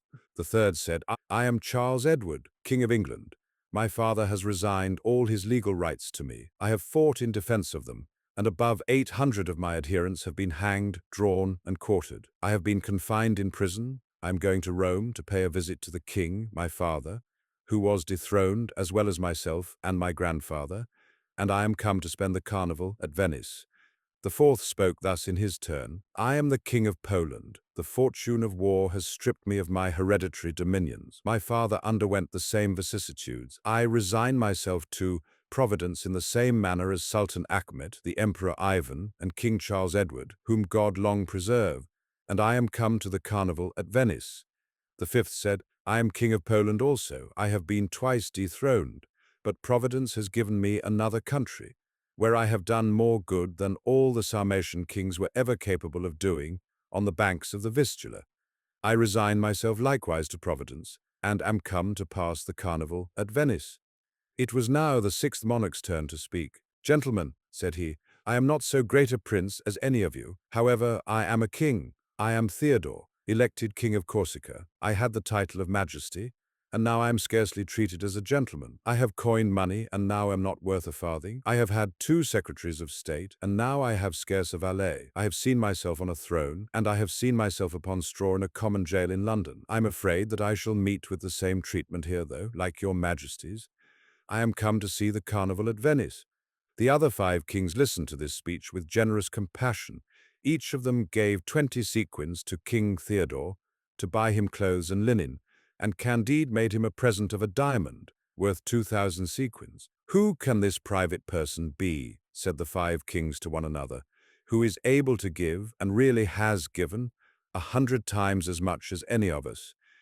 Just as they rose from table, in came 4 serene highnesses, who had also been stripped of their territories by the fortune of war, and were come to spend the carnival at Venice. But Candide paid no regard to these newcomers. His thoughts were entirely employed on his voyage to Constantinople, in search of his beloved Cunegonde.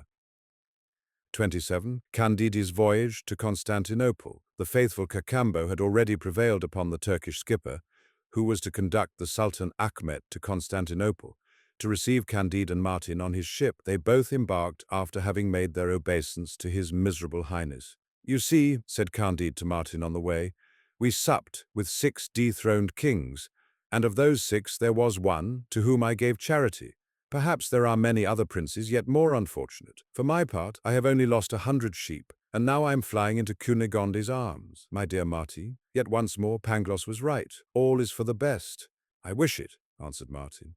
"But," said Candide, "it was a very strange adventure we met with at Venice. It has never before been seen or heard that 6 dethroned kings have supped together at a public inn." "It is not more extraordinary," said Martin, "than most of the things that have happened to us. It is a very common thing for kings to be dethroned, and as for the honor we have had of supping in their company, it is a trifle not worth our attention." No sooner had Candide got on board the vessel than he flew to his old valet and friend Cacambo, and tenderly embraced him. "Well," said he, "what news of Cunegonde? Is she still a prodigy of beauty? Does she love me still? How is she? Thou hast doubtless bought her a palace at Constantinople." "My dear master," answered Cacambo, "Cunegonde washes dishes on the banks of the Propontis, in the service of a prince who has very few dishes to wash. She is a slave in the family of an ancient sovereign named Ragotsky, to whom the Grand Turk allows 3 crowns a day in his exile. But what is worse still is that she has lost her beauty, and has become horribly ugly." "Well, handsome or ugly," replied Candide, "I am a man of honor, and it is my duty to love her still. But how came she to be reduced to so abject a state with the 5 or 6 millions that you took to her?" "Ah," said Cacambo, "was I not to give 2 millions to Señor Don Fernando de Barra, y Figueora, y Mascarenes, y Lampurdos, y Souza, governor of Buenos Aires, for permitting Miss Cunegonde to come away? And did not a corsair bravely rob us of all the rest? Did not this corsair carry us to Cape Matapan, to Milo, to Nicaria, to Samos, to Petra, to the Dardanelles, to Marmora, to Scutari? Cunegonde and the old woman serve the prince I now mention to you, and I am slave to the dethroned sultan." "What a series of shocking calamities!" cried Candide. "But after all, I have some diamonds left, and I may easily pay Cunegonde's ransom. Yet it is a pity that she is grown so ugly." Then, turning towards Martin, "Who do you think," said he, "is most to be pitied? The Sultan Achmet, the Emperor Ivan, King Charles Edward, or I?" "How should I know?" answered Martin. "I must see into your hearts to be able to tell." "Ah," said Candide, "if Pangloss were here, he could tell." "I know not," said Martin, "in what sort of scales your Pangloss would weigh the misfortunes of mankind, and set a just estimate on their sorrows. All that I can presume to say is that there are millions of people upon earth who have 100 times more to complain of than King Charles Edward, the Emperor Ivan, or the Sultan Achmet." "That may well be," said Candide. In a few days they reached the Bosphorus, and Candide began by paying a very high ransom for Cacambo. Then, without losing time, he and his companions went on board a galley in order to search on the banks of the Propontis for his Cunegonde, however ugly she might have become. Among the crew there were 2 slaves who rowed very badly, and to whose bare shoulders the Levantine captain would now and then apply blows from a bull's pizzle. Candide, from a natural impulse, looked at these 2 slaves more attentively than at the other oarsmen, and approached them with pity. Their features, though greatly disfigured, had a slight resemblance to those of Pangloss and the unhappy Jesuit and Westphalian baron, brother to Miss Cunegonde. This moved and saddened him. He looked at them still more attentively. "Indeed," said he to Cacambo, "if I had not seen Master Pangloss hanged, and if I had not had the misfortune to kill the baron, I should think it was they that were rowing." At the names of the baron and of Pangloss, the 2 galley slaves uttered a loud cry, held fast by the seat, and let drop their oars. The captain ran up to them and redoubled his blows with the bull's pizzle. "Stop, stop, sir," cried Candide. "I will give you what money you please." "What? It is Candide," said one of the slaves. "What? It is Candide," said the other. "Do I dream?" cried Candide. "Am I awake, or am I on board a galley? Is this the baron whom I killed? Is this Master Pangloss whom I saw hanged?" "It is we," answered they. "Well, is this the great philosopher?" said Martin. "Ah, captain," said Candide, "what ransom will you take for Monsieur de Thunder-ten-Tronckh, one of the first barons of the empire, and for Monsieur Pangloss, the profoundest metaphysician in Germany?"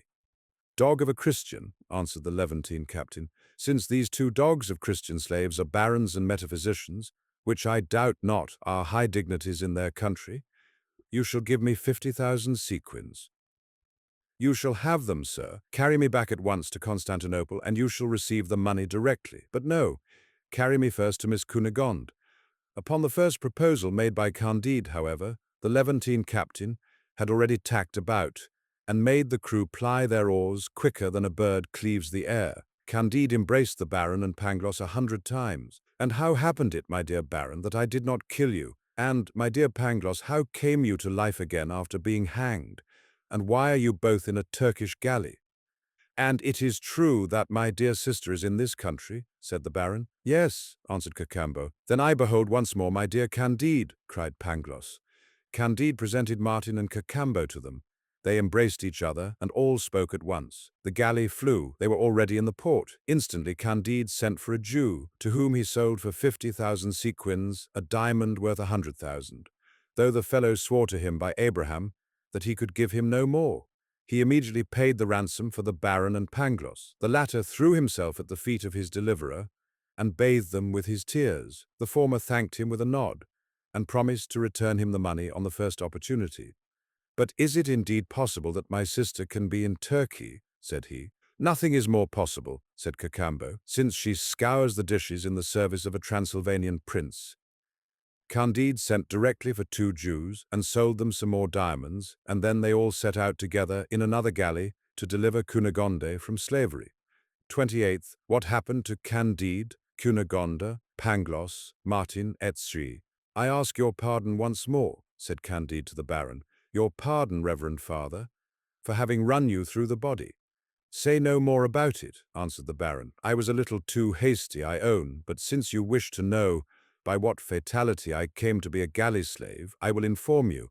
After I had been cured by the surgeon of the college of the wound you gave me, I was attacked and carried off by a party of Spanish troops, who confined me in prison at Buenos Aires at the very time my sister was setting out thence. I asked leave to return to Rome to the general of my order. I was appointed chaplain to the French ambassador at Constantinople. I had not been 8 days in this employment when, one evening, I met with a young Icoglan, who was a very handsome fellow.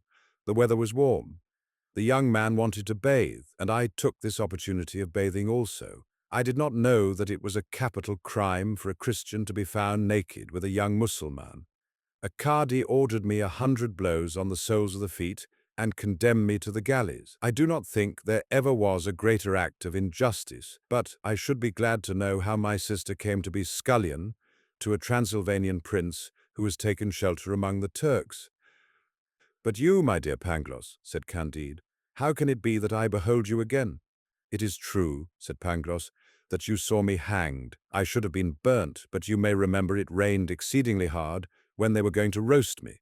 The storm was so violent that they despaired of lighting the fire, so I was hanged because they could do no better. A surgeon purchased my body, carried me home, and dissected me. He began with making a crucial incision on me from the navel to the clavicular.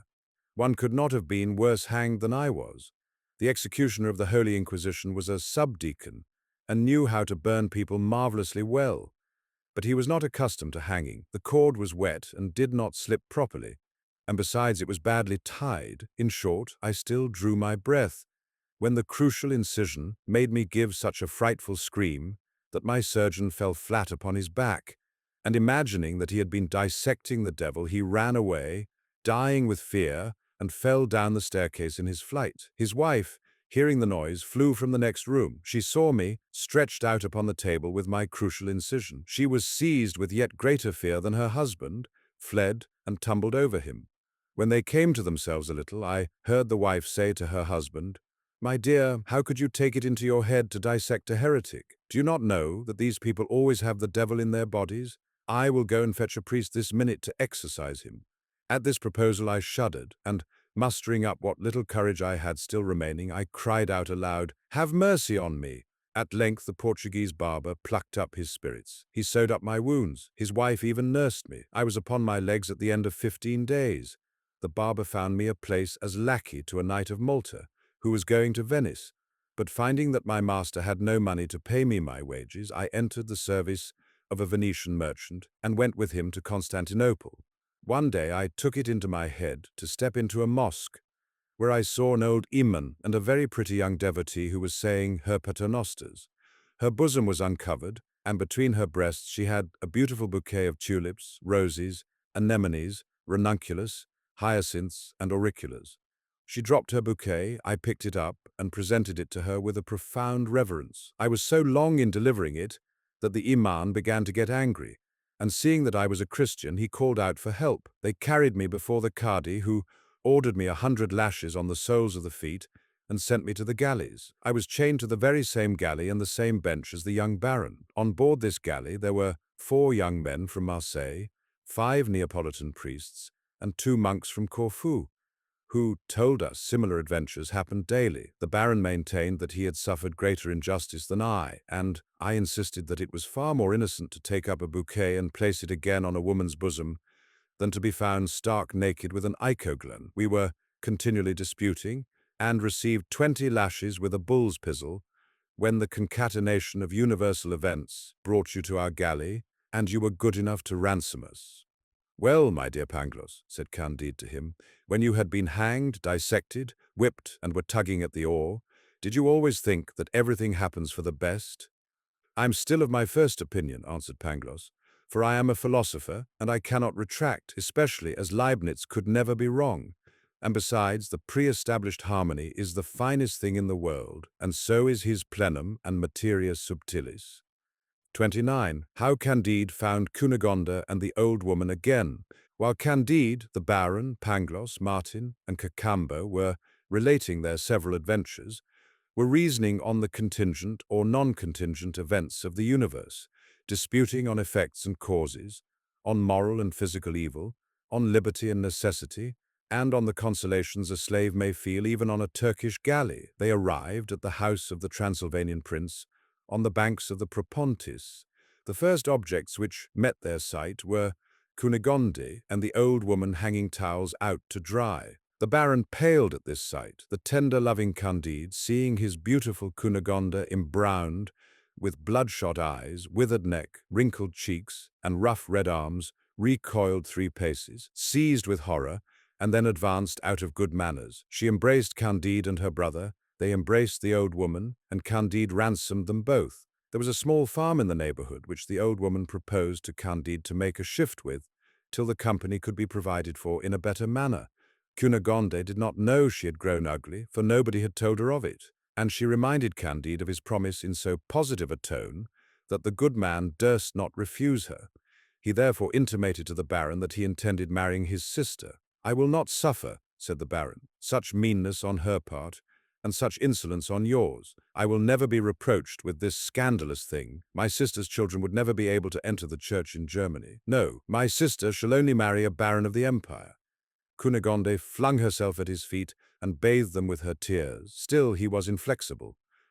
"Thou foolish fellow," said Candide, "I have delivered thee out of the galleys, I have paid thy ransom, and thy sister's also. She was a scullion, and is very ugly. Yet I am so condescending as to marry her, and dost thou pretend to oppose the match? I should kill thee again, were I only to consult my anger." "Thou mayest kill me again," said the Baron, "but thou shalt not marry my sister, at least whilst I am living." 300. The conclusion. At the bottom of his heart, Candide had no wish to marry Cunegonde, but the extreme impertinence of the Baron determined him to conclude the match, and Cunegonde pressed him so strongly that he could not go from his word. He consulted Pangloss, Martin, and the faithful Cacambo. Pangloss drew up an excellent memorial, wherein he proved that the Baron had no right over his sister, and that, according to all the laws of the empire, she might marry Candide with her left hand. Martin was for throwing the Baron into the sea. Cacambo decided that it would be better to deliver him up again to the captain of the galley, after which they thought to send him back to the general father of the order at Rome by the first ship. This advice was well received. The old woman approved it. They said not a word to his sister. The thing was executed for a little money, and they had the double pleasure of entrapping a Jesuit and punishing the pride of a German baron.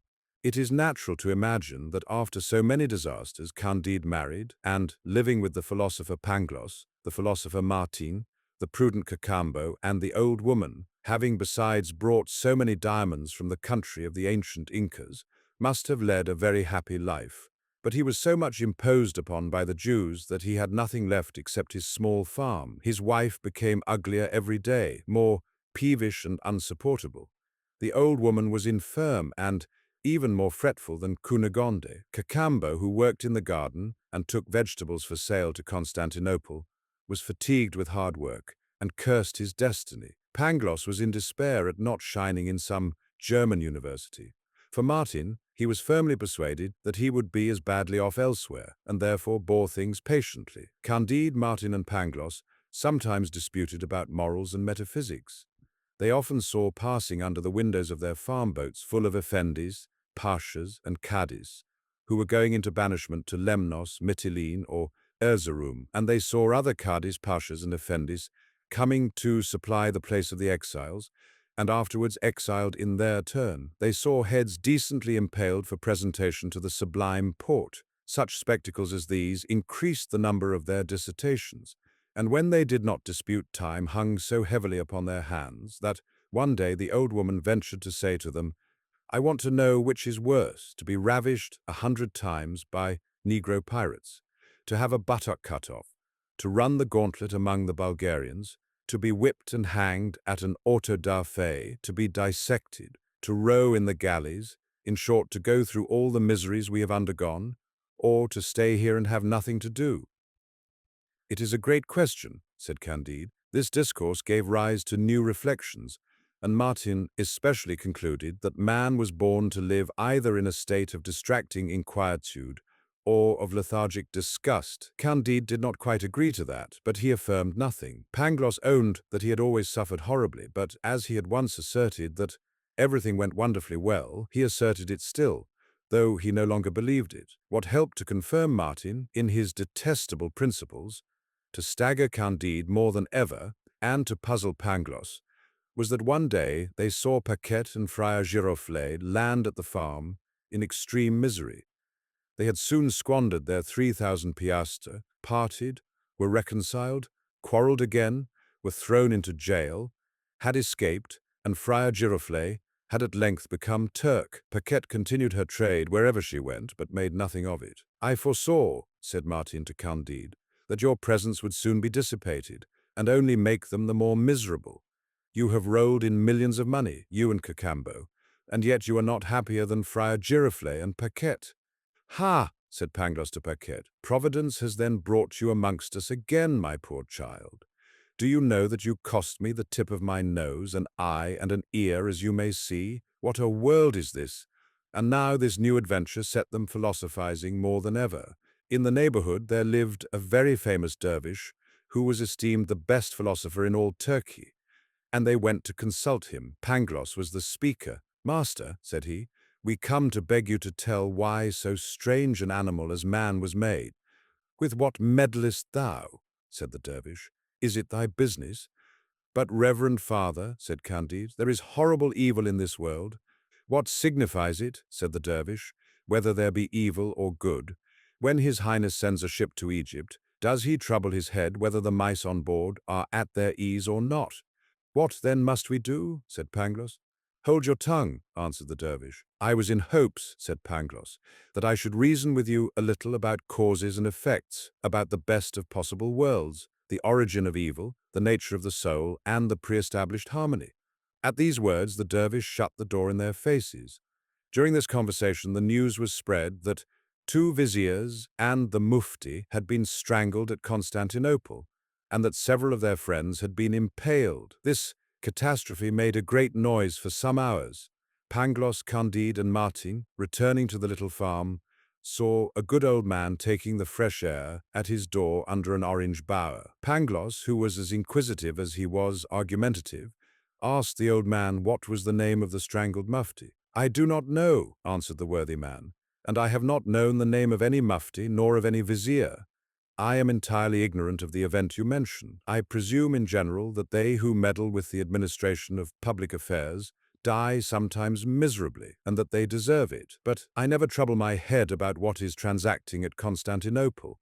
I content myself with sending there for sale the fruits of the garden which I cultivate." Having said these words, he invited the strangers into his house. His 2 sons and 2 daughters presented them with several sorts of sherbet, which they made themselves, with kaimak enriched with the candied peel of citrons, with oranges, lemons, pineapples, pistachio nuts, and mocha coffee, unadulterated with the bad coffee of Batavia or the American islands, after which the 2 daughters of the honest Mussulman perfumed the strangers' beards. "You must have a vast and magnificent estate," said Candide to the Turk. "I have only 20 acres," replied the old man. "I and my children cultivate them. Our labor preserves us from 3 great evils: weariness, vice, and want."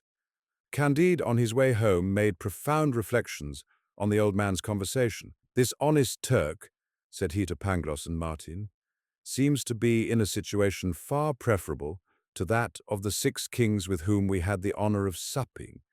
"Grandeur," said Pangloss, "is extremely dangerous according to the testimony of philosophers. For, in short, Eglon, king of Moab, was assassinated by Ehud. Absalom was hung by his hair and pierced with 3 darts. King Nadab, the son of Jeroboam, was killed by Baasa, King Elah by Zimri, Ahaziah by Jehu, Athaliah by Jehoiada. The kings Jehoiakim, Jeconiah, and Zedekiah were led into captivity. You know how perished Croesus, Astyages, Darius, Dionysius of Syracuse, Pyrrhus, Perseus, Hannibal, Jugurtha, Ariovistus, Caesar, Pompey, Nero, Otho, Vitellius, Domitian, Richard II of England, Edward II, Henry VI, Richard III, Mary Stuart, Charles I, the 3 Henrys of France, the Emperor Henry IV. You know." "I know also," said Candide, "that we must cultivate our garden." "You are right," said Pangloss, "for when man was first placed in the Garden of Eden, he was put there ut operaretur eum, that he might cultivate it, which shows that man was not born to be idle." "Let us work," said Martin, "without disputing. It is the only way to render life tolerable." The whole little society entered into this laudable design according to their different abilities. Their little plot of land produced plentiful crops. Cunegonde was indeed very ugly, but she became an excellent pastry cook. Paquette worked at embroidery. The old woman looked after the linen. They were all, not excepting Friar Giroflée, of some service or other, for he made a good joiner and became a very honest man. Pangloss sometimes said to Candide, "There is a concatenation of events in this best of all possible worlds. For if you had not been kicked out of a magnificent castle for love of Miss Cunegonde, if you had not been put into the Inquisition, if you had not walked over America, if you had not stabbed the Baron, if you had not lost all your sheep from the fine country of El Dorado, you would not be here eating preserved citrons and pistachio nuts." "All that is very well," answered Candide, "but let us cultivate our garden."